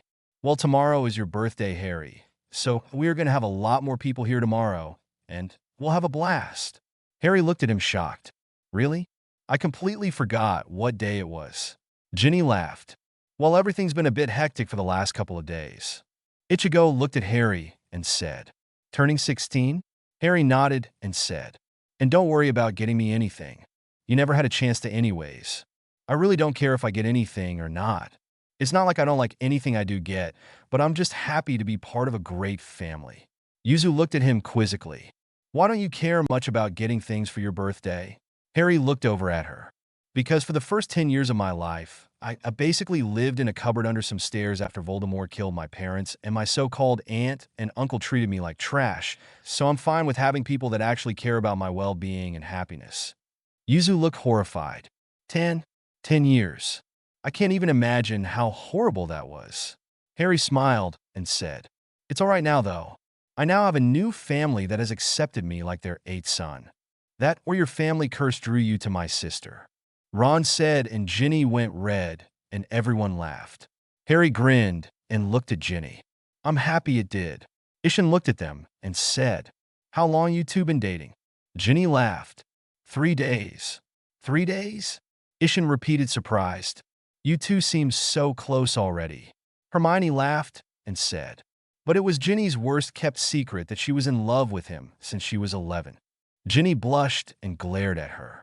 Hermione! Ishan laughed. Took Harry long enough to realize it then.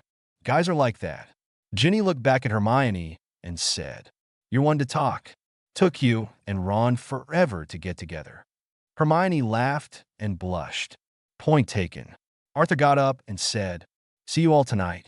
I'm off to work. He kissed Molly's cheek and left the burrow. After breakfast, Harry and Ginny went outside to show the Kurosaki family the grounds. Karen liked the makeshift Quidditch field, and Yuzu thought the gnomes were funny. They stopped in the middle of the Quidditch field, and Ichigo turned to Harry. How about a bit of sparring?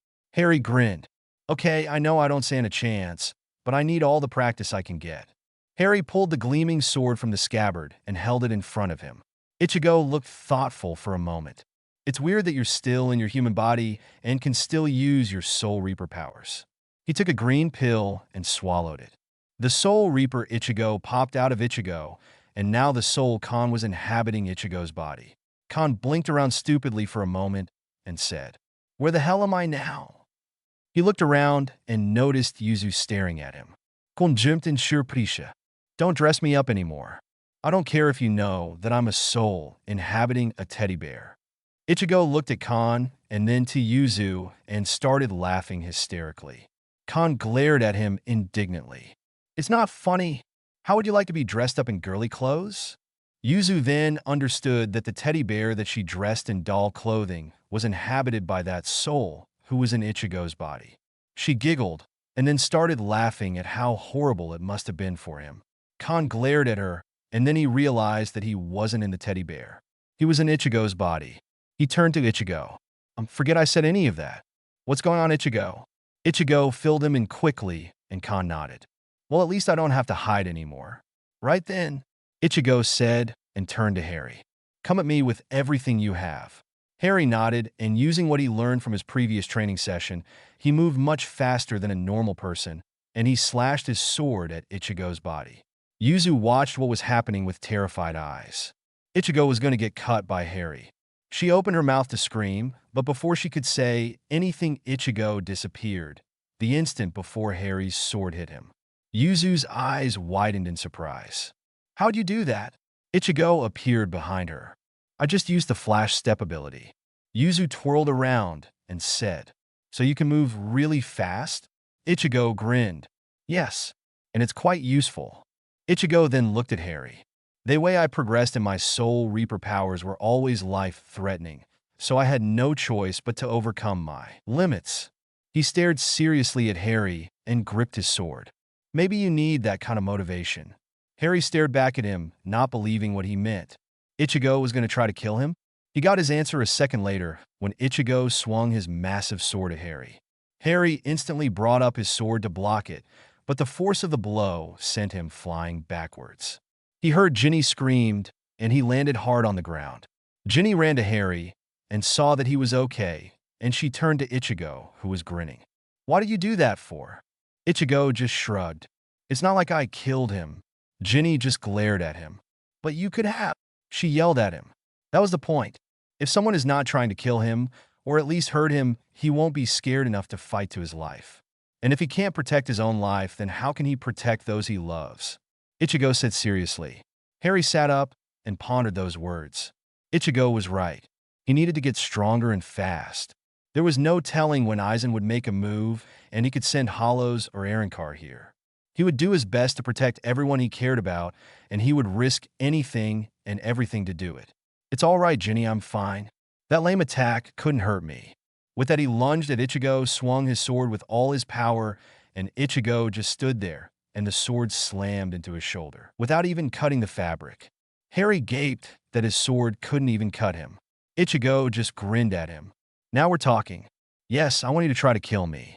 Fight me with everything, you have to get stronger.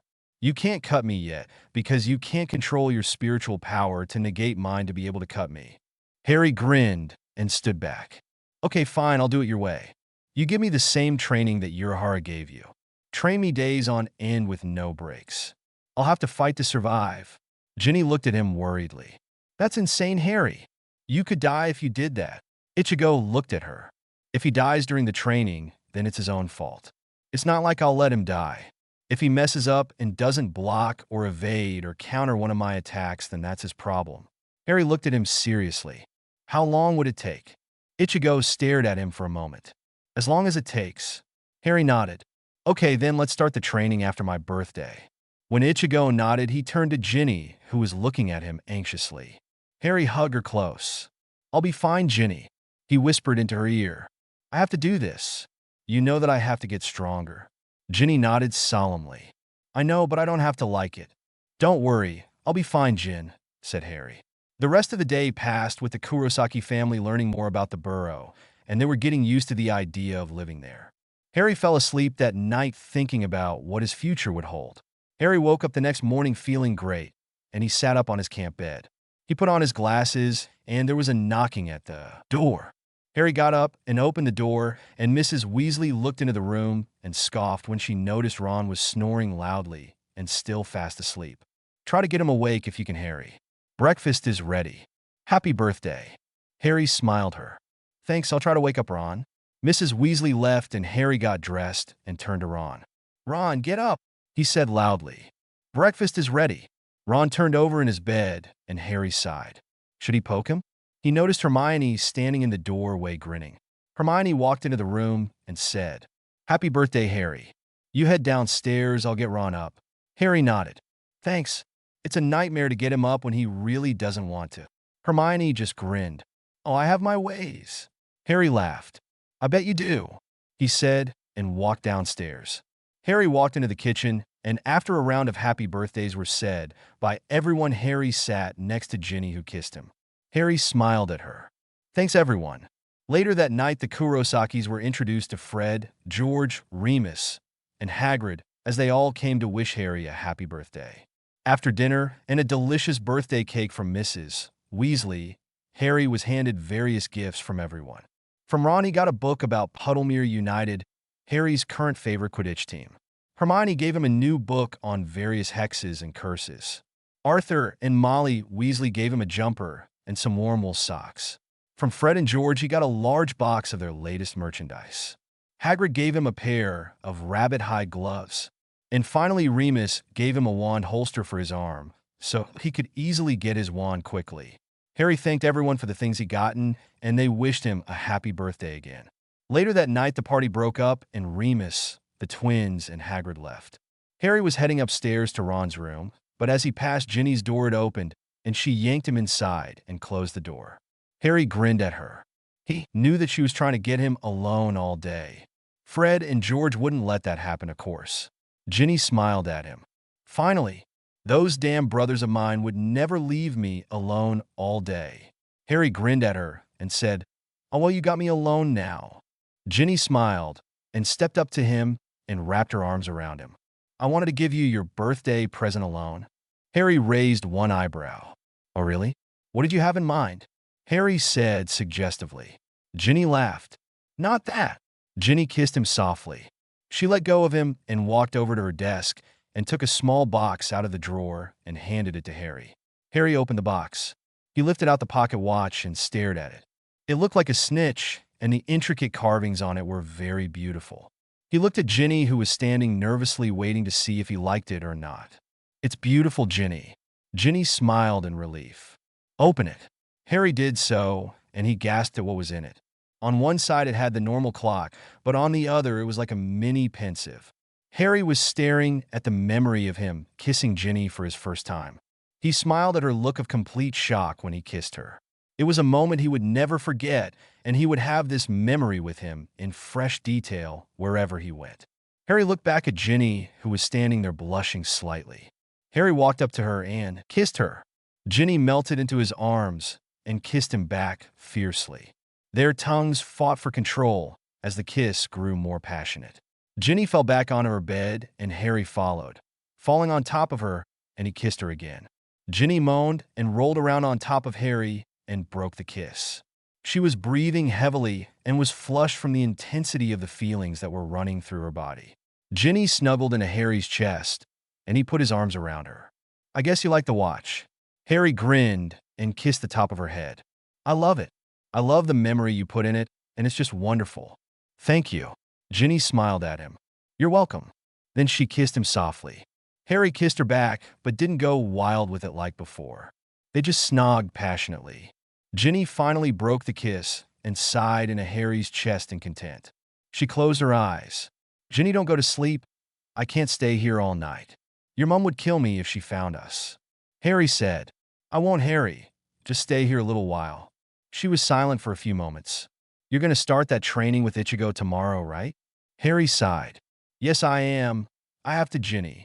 Ginny nodded. "I understand, Harry. Just stay with me for a while tonight. I'm going to be worried sick about you until your training is over." Harry kissed the top of her head. "I'll be fine, Jin. I'll stay for as long as you want." Harry still had his hands wrapped around her, and he closed his eyes as well. Before they knew it, they both fell asleep peacefully. /N. Please review. Chapter 6. /N. I know that I haven't updated in a while, but certain Xbox 360 and PS3 games were released, and all my spare time went into playing them. I finished this chapter and am working on the next one. I will be updating on a weekly basis again. Harry woke up the next morning. He smiled at the memory of the watch Ginny gave him and the snogging afterwards. He couldn't remember going up to Ron's room, though. Then he felt some weight on him. He opened his eyes, saw that the weight was in the form of Ginny. Harry gently shook Ginny awake. She opened her eyes groggily and smiled. "Did we fall asleep? What time is it?" Ginny asked with a yawn. Harry laughed and took out the wonderful present from Ginny and opened it. He saw that it was 8:30 in the morning. He gaped at the time. He didn't expect that they slept that long. "It's 8:30, Ginny." Ginny's eyes widened. "Wow." Then she noticed that there was a blanket on top of her and Harry. She noticed a piece of parchment on the bed, and she picked it up and read. "I came here looking for Harry last night, but I saw that you had fallen asleep on him. I was going to wake you up and take Harry out of here, but you looked so peaceful and happy in his arms, I just couldn't. I put a blanket over you too and left. Don't worry about Mom or Dad finding you guys. I made a convincing form of Harry sleeping in his camp bed with some pillows and stuff. Ron, P.S. Remind me not to kill Harry when I see him, okay?" Ginny laughed at the ending of the note. She handed it to Harry, and he scoffed at the postscript. "Well, I guess we got lucky this time, Jin." Ginny nodded. "Imagine if Dad found us." Harry shuddered involuntarily. He did not want to think of that. Harry kissed her forehead as she looked up at him and grinned. Ginny smiled and kissed him softly. She then got off of him and sat on the edge of the bed. Harry did the same, and he sat next to her in a comfortable silence. Harry knew what Ginny was thinking about. She was thinking about the training he was going to begin today. She was trying to put up a tough and carefree attitude, but Harry could tell that she was worried deeply for him. Harry hugged her tightly to him. "I'll survive the training, Gin." Ginny clutched onto him tightly. "I finally got you after hoping that you would notice me all these years and I could lose you. It's terrifying." Ginny was shaking slightly in his arms. Harry kissed the top of her head. "I'll be fine. Do you know why?" Ginny shook her head and Harry continued. "Because I have a reason to live and complete the training to become strong." Ginny looked into his emerald green eyes. "I have you to fight for, and I'll do anything and everything it takes to protect you." Harry took a shower and changed his clothing, and Ginny did so as well. Then they went downstairs and ran into Ron on the way down. Ron glared at Harry and opened his mouth to say something, but Ginny glared at him, and he closed his mouth and just sighed and went downstairs with them. The three of them entered the kitchen, and the table was filling up as everyone in the house woke up to start the new day. Eventually, the Weasleys, Kurosakis, and Harry were sitting at the table eating Molly Weasley's wonderful cooking. After breakfast was finished, Harry turned to Ichigo. "When should we start the training?" Hermione looked at Harry quizzically. "Training?" Harry turned to Hermione and saw that everyone was looking at him. "Ichigo is going to train me to control and learn about my Soul Reaper powers." Hermione nodded, but then noticed the worried look on Ginny's face. She looked back to Harry. "It's going to be very dangerous, right?" Harry sighed and nodded. "I'll be fine." Ishin looked at Harry and then Ichigo. "I know that Ichigo here is hopeless when using keto magic, so I will pop in now and then during the training to teach you about it." Ichigo looked over at his father. "Hopeless? I just never got the chance to really try to learn it. Then I'll teach you both." Ishin said. Harry nodded. "We'll use the room of requirement at Hogwarts. Mrs. Weasley, do you have a way of contacting Dumbledore so we can go there?" Mrs. Weasley nodded and pulled out the Order Galleon from her robes. She waved her wand over it, muttering a spell, and it glowed red. "He'll be here shortly." About 5 minutes later, Dumbledore arrived. He walked into the kitchen and looked over at Mrs. Weasley. "Hello, Molly." Harry looked over at Dumbledore. "Can you bring me, Ichigo, and Ishin to Hogwarts to train?" Dumbledore nodded. "Certainly, Harry. What time will I like to come back at?" "When the training is over," Harry said. Dumbledore looked at him with his eyes twinkling as usual. "That's fine, Harry. I'll have the house elves prepare regular meals." Going by Miss Weasley's and Miss Granger's expression that the training will be very dangerous, right? Harry nodded solemnly. "Yes, it will be. It will be the hardest test of my life." Ichigo stood up. He looked Dumbledore seriously. "I'm going to train him for days on end. I'll try to kill him the whole time. It's all come down to Harry if he can survive." Mrs. Weasley gasped. "You can't do that. You're going to try to kill him?" Ichigo nodded.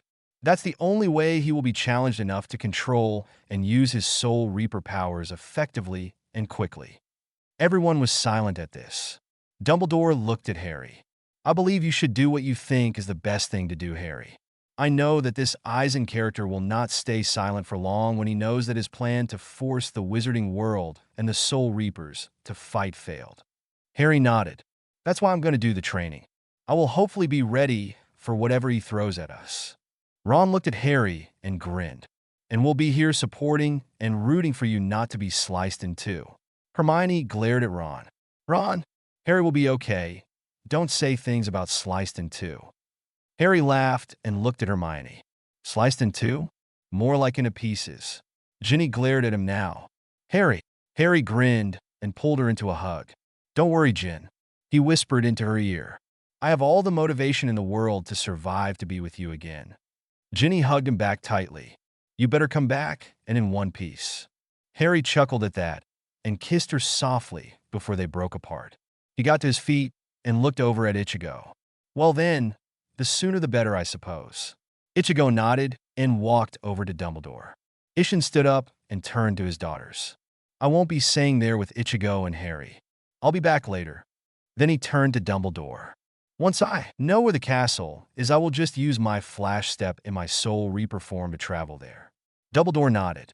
Well, then let us all head out past the Burrow's ward boundaries, and I'll apparate us to Hogwarts. Harry nodded, and they went outside. They walked past the wards, and Harry hugged Ginny and kissed her. I'll be back before you know it. He kissed her softly, and then he gripped Dumbledore's arm, and he disapparated. Ginny and the others went back into the burrow and tried not to think about the worst that could happen. Harry, Dumbledore, Ichigo, and Ishin Apparat and the apparition point a little into the Forbidden Forest, and they began the short walk onto the castle grounds. The sight of the castle made Ichigo stop in their tracks for a moment. Harry glanced at them. It happened to me when I first saw it as well. Ichigo nodded. Yeah. They walked up to the castle, and Dumbledore waved his wand. The entrance hall doors opened silently. Soon they arrived at the blank piece of wall where the door to the room of requirement lies. Harry walked past the stretch of wall 3 times, thinking of the training room Urahara trained Ichigo in. The door materialized in the wall, and Harry grabbed the handle and opened the door. He walked in, and the others followed. Ishin and Ichigo walked inside, and they were shocked by the amount of space that just seemingly appeared out of nothing. Ichigo turned to Dumbledore. How is this possible? Dumbledore looked over at Ichigo. With a great deal of enchantments. This room is powered by the castle itself. Ishin looked at the Baron room. Seems to be a fine place to start this kind of training. Ichigo nodded. Yes, it is. Then he turned to Harry. Are you ready to begin? Harry nodded. I'm ready when you are. Good. Ichigo said and gripped his sword, and the cloth covering it fell away. Harry pulled his sword out of the scabbard and held it ready in front of him. Ichigo nodded and swung his sword at Harry. Harry brought his sword to parry the blow. Ichigo's sword connected with his, and he staggered backwards by the force of the hit. Ichigo just grinned and charged at him again, and Harry jumped sideways and rolled on the ground to dodge another swing from Ichigo's massive sword. Ishin walked over to Dumbledore. I hope Harry survives this. Dumbledore nodded. He will. He has too. Ishin looked at Dumbledore quizzically, but didn't say anything. Harry dodged another swing from Ichigo's sword, and he attacked back, but Ichigo would easily evade his attacks effortlessly. Then Harry was knocked to the ground by a particular hard hit from Ichigo. He got to his feet quickly, and he continues to fight. After an hour of training with Ichigo, Ishin stepped in to teach them about Keto magic. They started with the basics, but they were progressing at a good rate with a proper teacher that knew the workings of the advanced magic. Later, Ishin left, and Ichigo and Harry resumed training. Harry fought to survive, and he had all the reason he needed to survive waiting for him at the burrow. Ginny was sitting on her bed in her room, reading a book that was failing to keep her mind off of Harry. She was worried that he would get hurt or die. She knew that he was strong and survived the odds again and again, but she couldn't help but worry. It was now August 10th, and her birthday was tomorrow. She had hoped that he would be back before then, but she now resigned herself that Harry wouldn't be here for her birthday. She put her book away, and she changed into her pajamas and went to bed. The next day, Ginny went about her day trying not to worry about Harry and receiving happy birthdays from her family. She got presents from all her brothers, of course, but she really wanted to see Harry. Harry had never really celebrated her birthday with her before. Maybe it was too awkward before, but now that they were dating, she wished that he was here to celebrate it with her.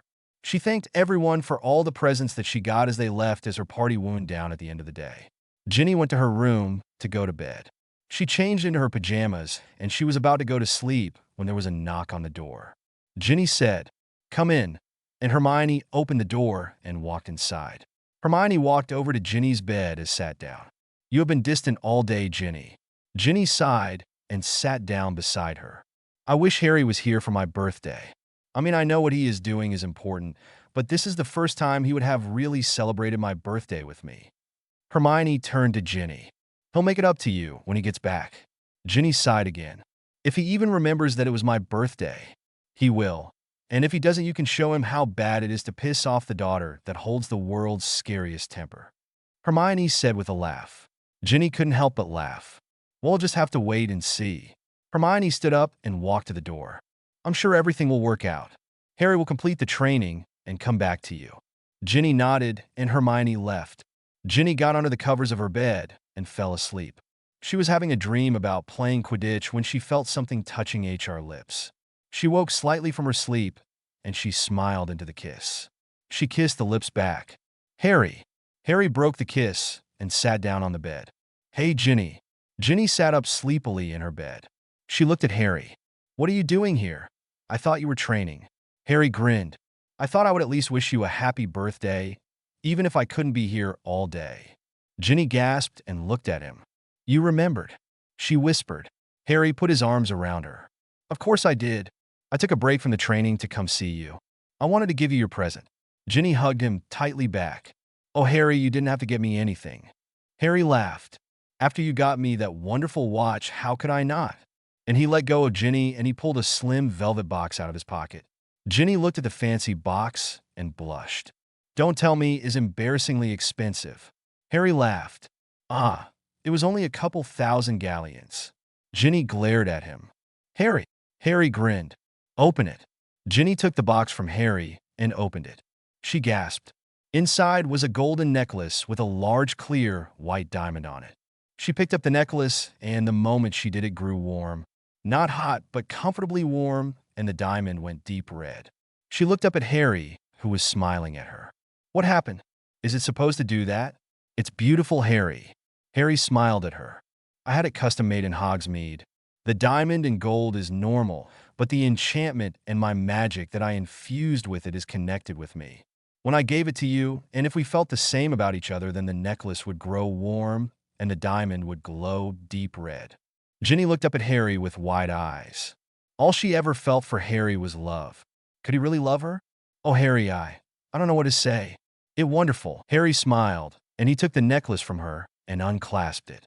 Ginny turned around, and Harry clasped it around her neck. Then she turned back around and hugged him. Harry hugged her back, and he just held her, feeling the warmth of her body against his. Harry pulled away from her a little and looked into her eyes. Ginny looked back into his. Harry silently captured Ginny's lips with his own. He kissed her softly, savoring the feel of her lips and the emotions that were passing through each other. Ginny kissed him back lovingly as Harry held her in his arms. She felt feelings she never felt before between them, and she slowly fell backwards onto her bed, and Harry joined her. Harry broke the kiss and smiled as he looked into her chocolate-brown eyes. He knew what he felt for her was growing every second that they were together. There was now no doubt in his mind that he loved her. I love you, Ginny. Ginny gasped. Harry said that he loved her. She had wanted this since she was 11 years old. She had a crush on him for years that she thought was love, but now she knew that was just an illusionary love. What she was feeling now was true love. She smiled back at him. Oh, Harry, I love you too. Harry smiled and pulled her into his arms. Sorry it took me so long to realize it, but I love you, and I will always be here for you. Ginny kissed him softly again. This is the best birthday ever. Harry just grinned. I agree. Then he got up. Ginny stood up with him. I have to go now, Ginny. Ginny looked at the floor, but nodded. Please be careful. Harry lifted her chin up and kissed her. I'll be all right, Gin. I love you, and there's no way I'm not going to come back to you. I will get stronger so that I can protect you. Ginny smiled. Thank you, Harry. I love the necklace, and I love you. Please be careful. Harry moved towards the open window and leapt to the ground.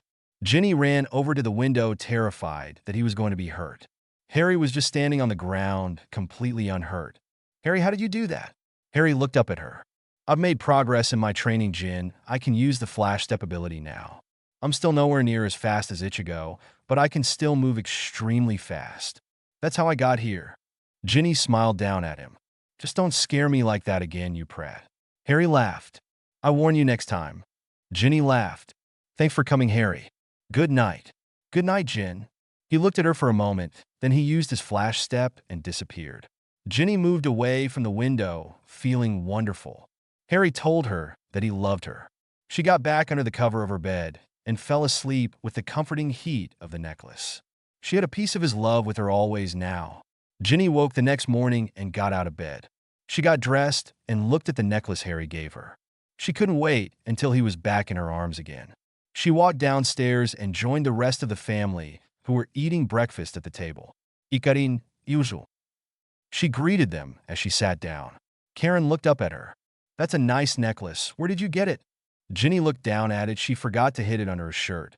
Hermione looked over at Ginny and noticed it. I never seen you wearing a necklace before, Ginny. Now everyone was looking at her for an explanation. Mrs. Weasley noticed it and gasped. She knew what it was, and she recognized the magic flowing in it. Harry gave it to you, didn't he? Ginny looked over at her mom in surprise. How did you know that? That necklace is infused with his magic, right? Mrs. Weasley asked. Yes, Ginny said, blushing slightly. Mrs. Weasley looked at her daughter, almost teary-eyed. And the fact that it is glowing red means that you too. She broke off. Everyone looked at Ginny and Molly with confused expressions, not understanding what it meant. Hermione, however, heard of that enchantment and gasped. Harry told you he loved you, didn't he? Ginny went red and nodded. He showed up in my room last night and gave it to me for my birthday. He told me he loved me and that the necklace would glow red if we felt the same about each other. Yuzu looked at Ginny and pouted. This is romantic and all, but it's too bloody mushy. Ginny laughed. I can't wait until he comes back. I like knowing that as long as this necklace is glowing, he is okay. Mr. Weasley smiled at his daughter. She has fallen in love with Harry. It was clear that Harry loved her deeply as well. Harry was putting his life on the line to get stronger in order to protect the people he loves. Meanwhile, back at Hueco Mundo, Eisen had called a meeting with his errand car. His plan for Ichigo to stir up a war between the Soul Society and the Wizards seemed to have failed. Well, he was just going to have to be less subtle this time. Eisen regarded the errand car he made, and he chose number 13. Ringestu, you are to contact the Dark Lord that the Wizards are fighting a war with. Discuss my plans with him and report back to me. Ringestu bowed. Yes, Lord Eisen. Then he left the room. Eisen sat back in his chair. Soon everything will be set for him to rule everything. A/N. Please review. Chapter 7. Disclaimer. I do not own Harry Potter or Bleach. The Weasley family, Hermione, and the Kurosakis were getting ready to head to King's Cross Station. Ginny was hoping to see Harry at Hogwarts. It has been a month since he started his training. A week before, Yuzu and Karen had a lot of fun when they went to Diagon Alley and got their school supplies and their new wands. They were fascinated with all the magical shops and all the magical people around them. Everyone got to King's Cross Station without any mishaps, and everyone went safely through the barrier that separated Platform 9 and 3/4 from the Muggles. Yuzu and Karen were a bit worried until they got through to the other side. They gasped when they saw the Hogwarts Express. Ginny and everyone else got inside and found an empty compartment. They sat down, and Ginny couldn't wait until she got to school to see Harry. As Ron was just about to close the compartment door when there was a rustling of air and Harry and Ichigo seemingly appeared out of nothing. Ginny jumped up in surprise. Harry, what are you doing here? Harry grinned and hugged her. I'm not going to miss the train ride to Hogwarts if I can help it. Harry, Ginny, and Ichigo sat back down, and Hermione looked at them. So, I take it you completed the training? Harry nodded. I have to go the rest of the way on my own now. Ichigo grinned. I've pounded everything I could into him. Then the train lurched forward and started heading for Hogwarts. Voldemort was in his study at Malfoy Manor when Lucius Malfoy entered. Voldemort looked up at him coldly. What is so important that you must disturb me? Lucius Malfoy looked at the Dark Lord warily. My lord, there seems to be a strange person just outside the manor's boundaries. He has a sword and has requested to speak to you. Voldemort sat back in his chair. He has a sword and has a strange air about him. Maybe he had some connection with that strange person he fought at Private Drive. Send him in. Lucius Malfoy bowed. Yes, my lord. He hurried to bring the person to his master. He returned a minute later with the man. Leave us, Lucius. Voldemort commanded, and Malfoy obediently left the room, leaving Voldemort alone with the strange man. Voldemort looked him over. He was around 6 feet, well-built, and has an air of superiority around him. He looked to be around 30 and has shoulder-length black hair. Who are you, and what do you want? Ringestu regarded Voldemort in front of him. He really didn't look much of a man at all. Tall and bony-looking, snake-like and deformed, like an errand car made badly. Ringestu wondered why Lord Eisen told him that this person was to be treated in respect and not to be crossed. Well, for now anyways. I am here to speak to you about a matter that can benefit my lord and yourself.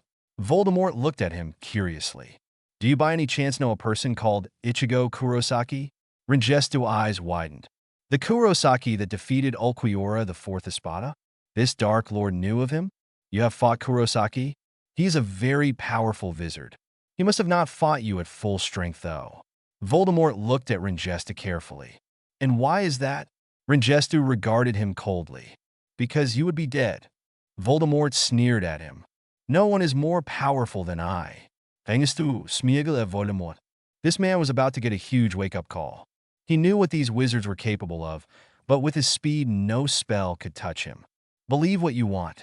My lord wishes to work together with you to kill Kurosaki, and I believe you want Harry Potter dead. Voldemort nodded. Your kind of strange abilities, and we must seem the way to you. I believe your lord, and I have much to discuss. Go back to him, and he himself must speak to me, and not one of his underlings. Ringestu fought not to kill this man on the spot. He dared demand that he speak to Lord Eisen as if they were equals. I will speak to him immediately.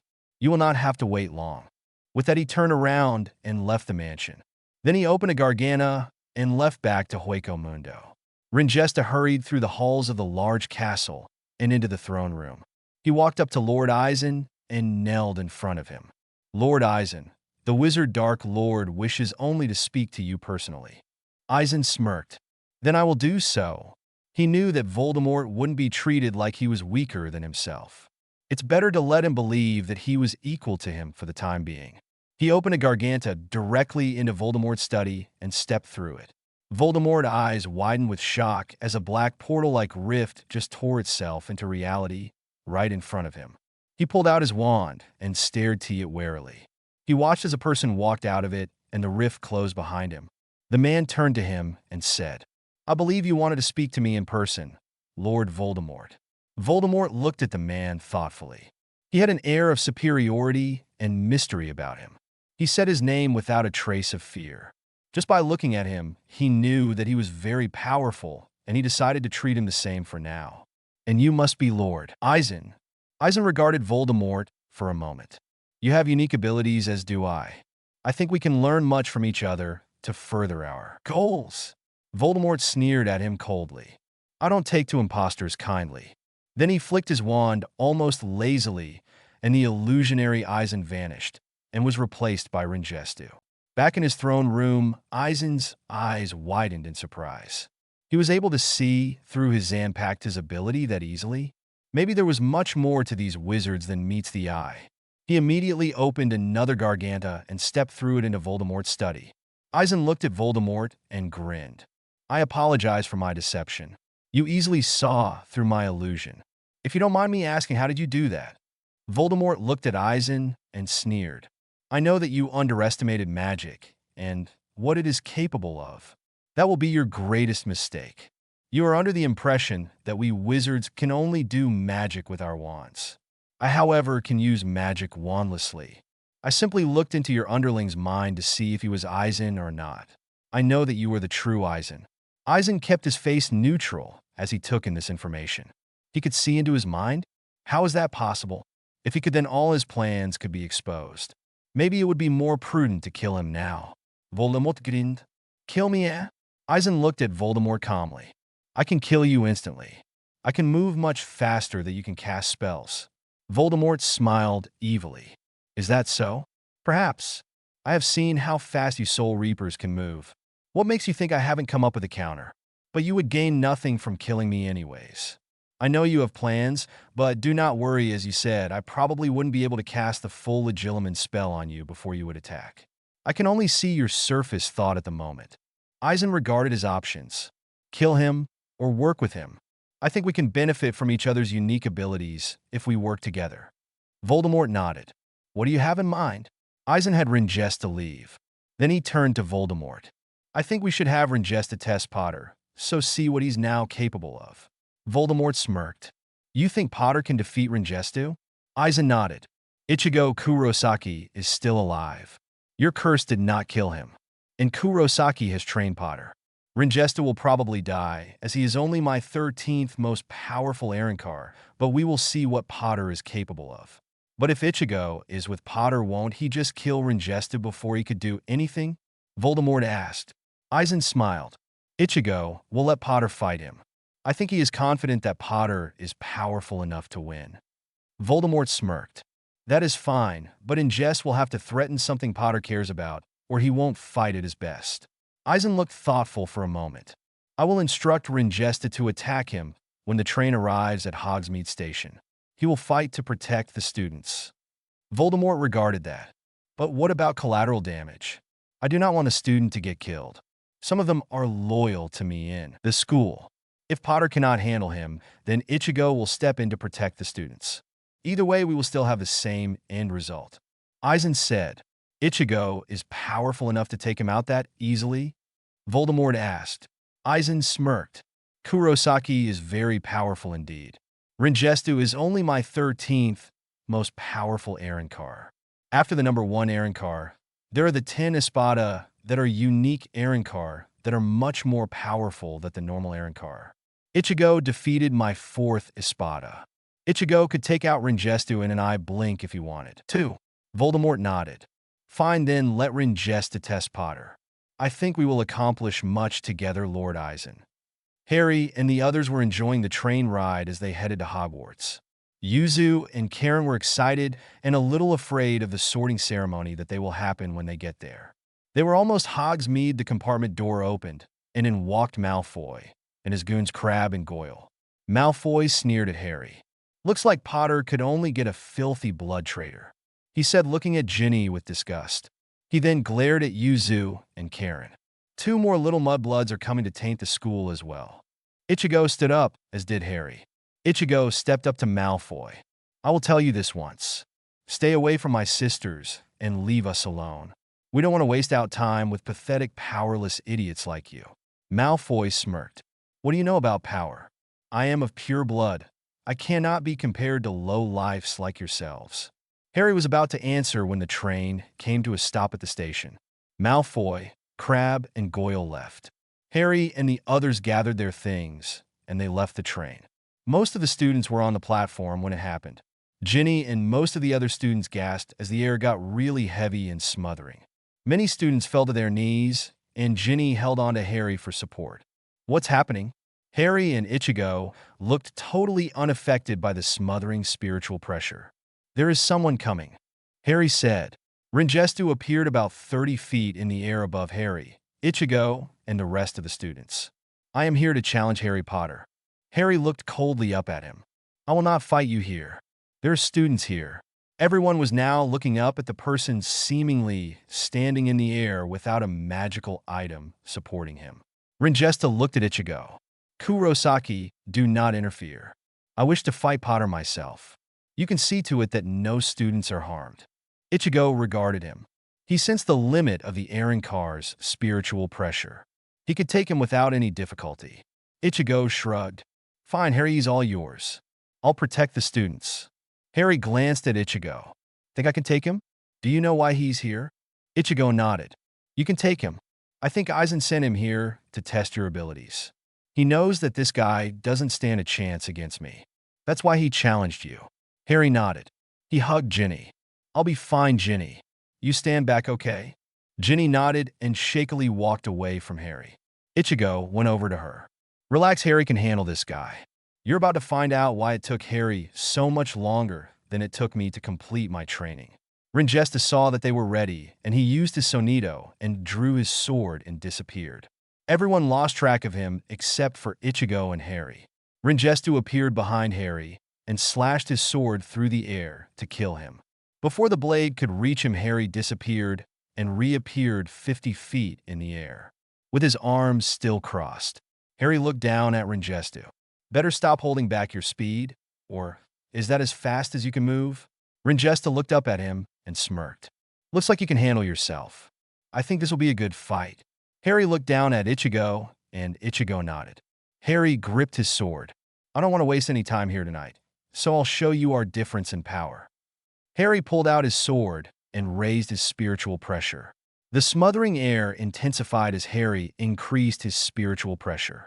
Ringesta's eyes widened, and he fought to remain unaffected. This boy was that powerful already? Ringesta glanced at Ichigo, who was completely unaffected by the spiritual pressure increase. Well, he was just as powerful as an espada. Ringesta now realized that he was just sent here to see what Potter was capable of. Aizen never expected for him to survive. Harry pulled his sword out of the scabbard and disappeared from everyone's eyes with his flash step. Ringesta's eyes widened, and he lifted his sword and parried Harry's attack. The force was astounding. He knew that he was going to have to use his Resurrección to be any match for him.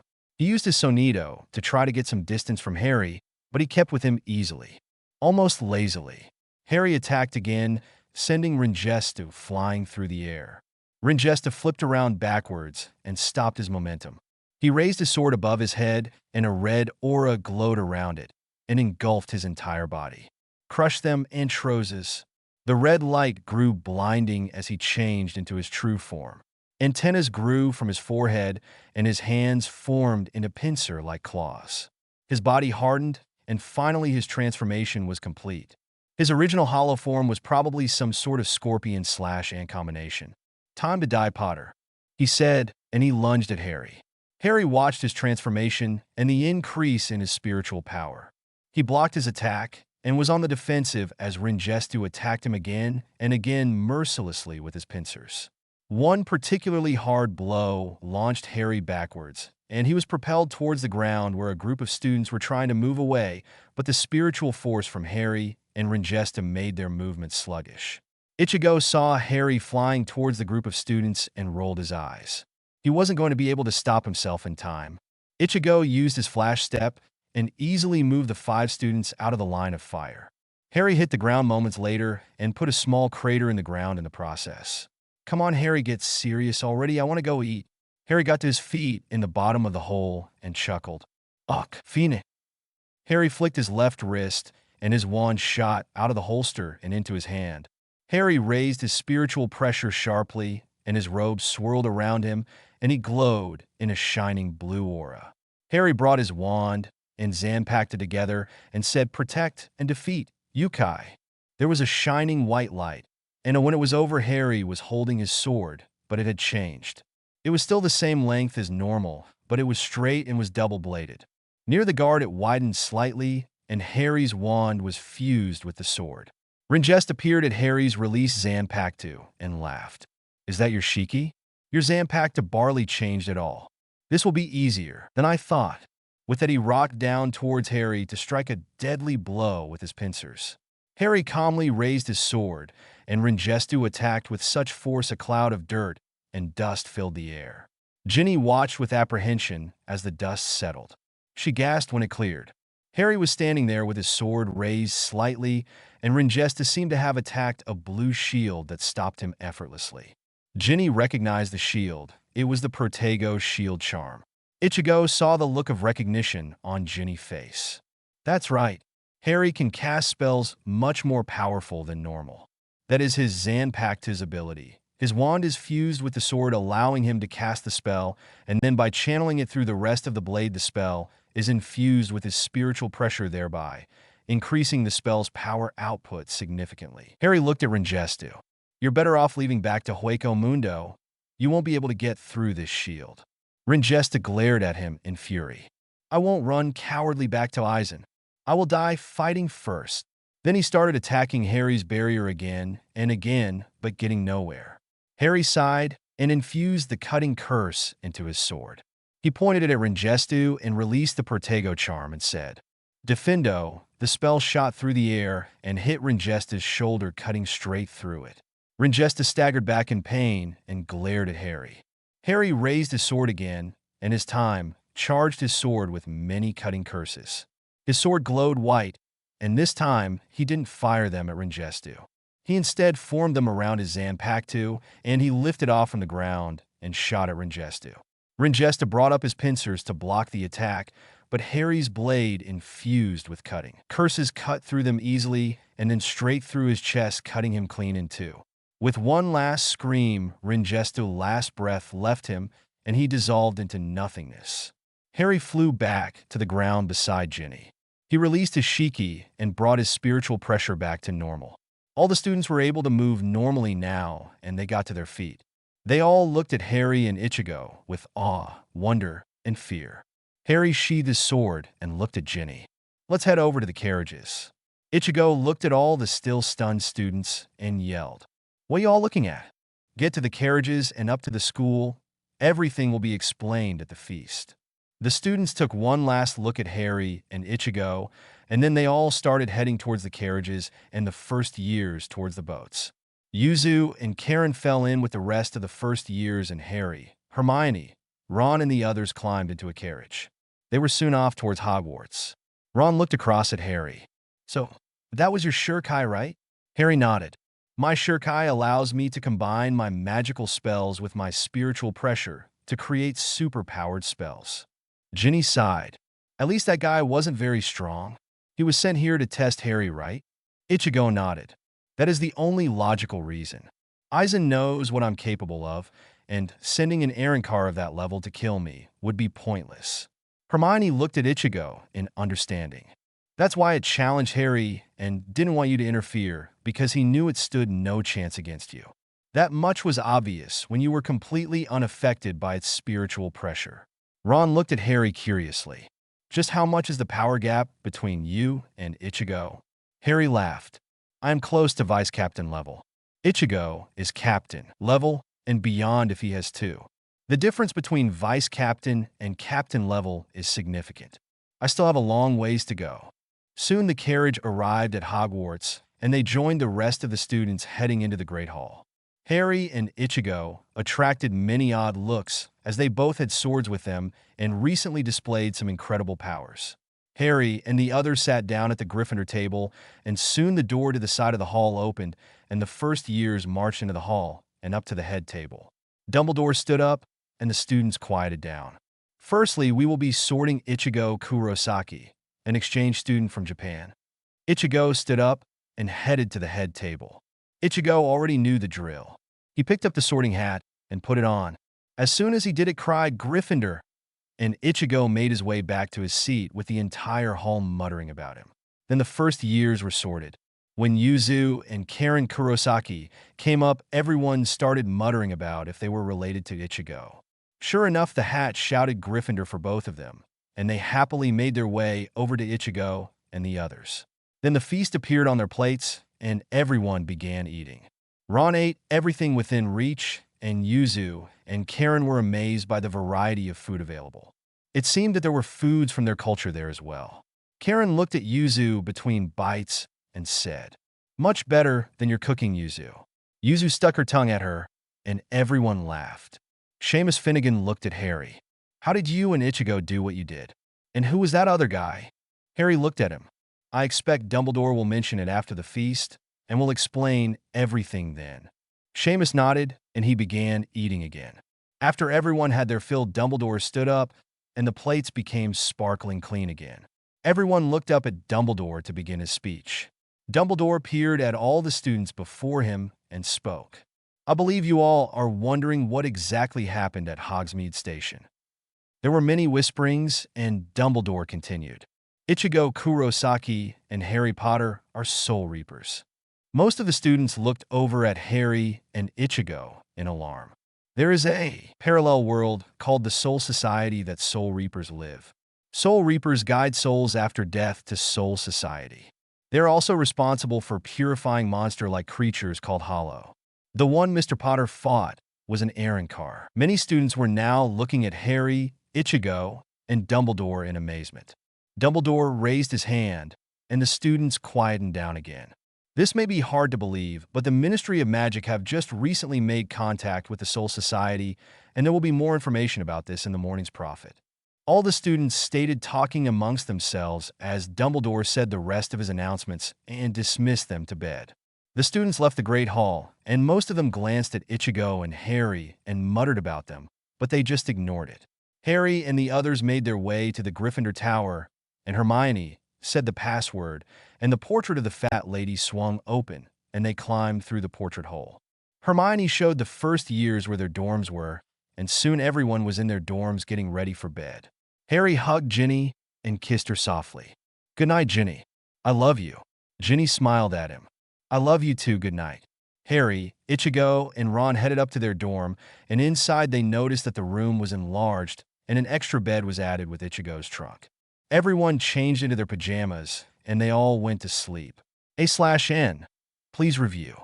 I translated Harry's Zampak to name Yukai with an English to Japanese translator. Yukai is fusion in English.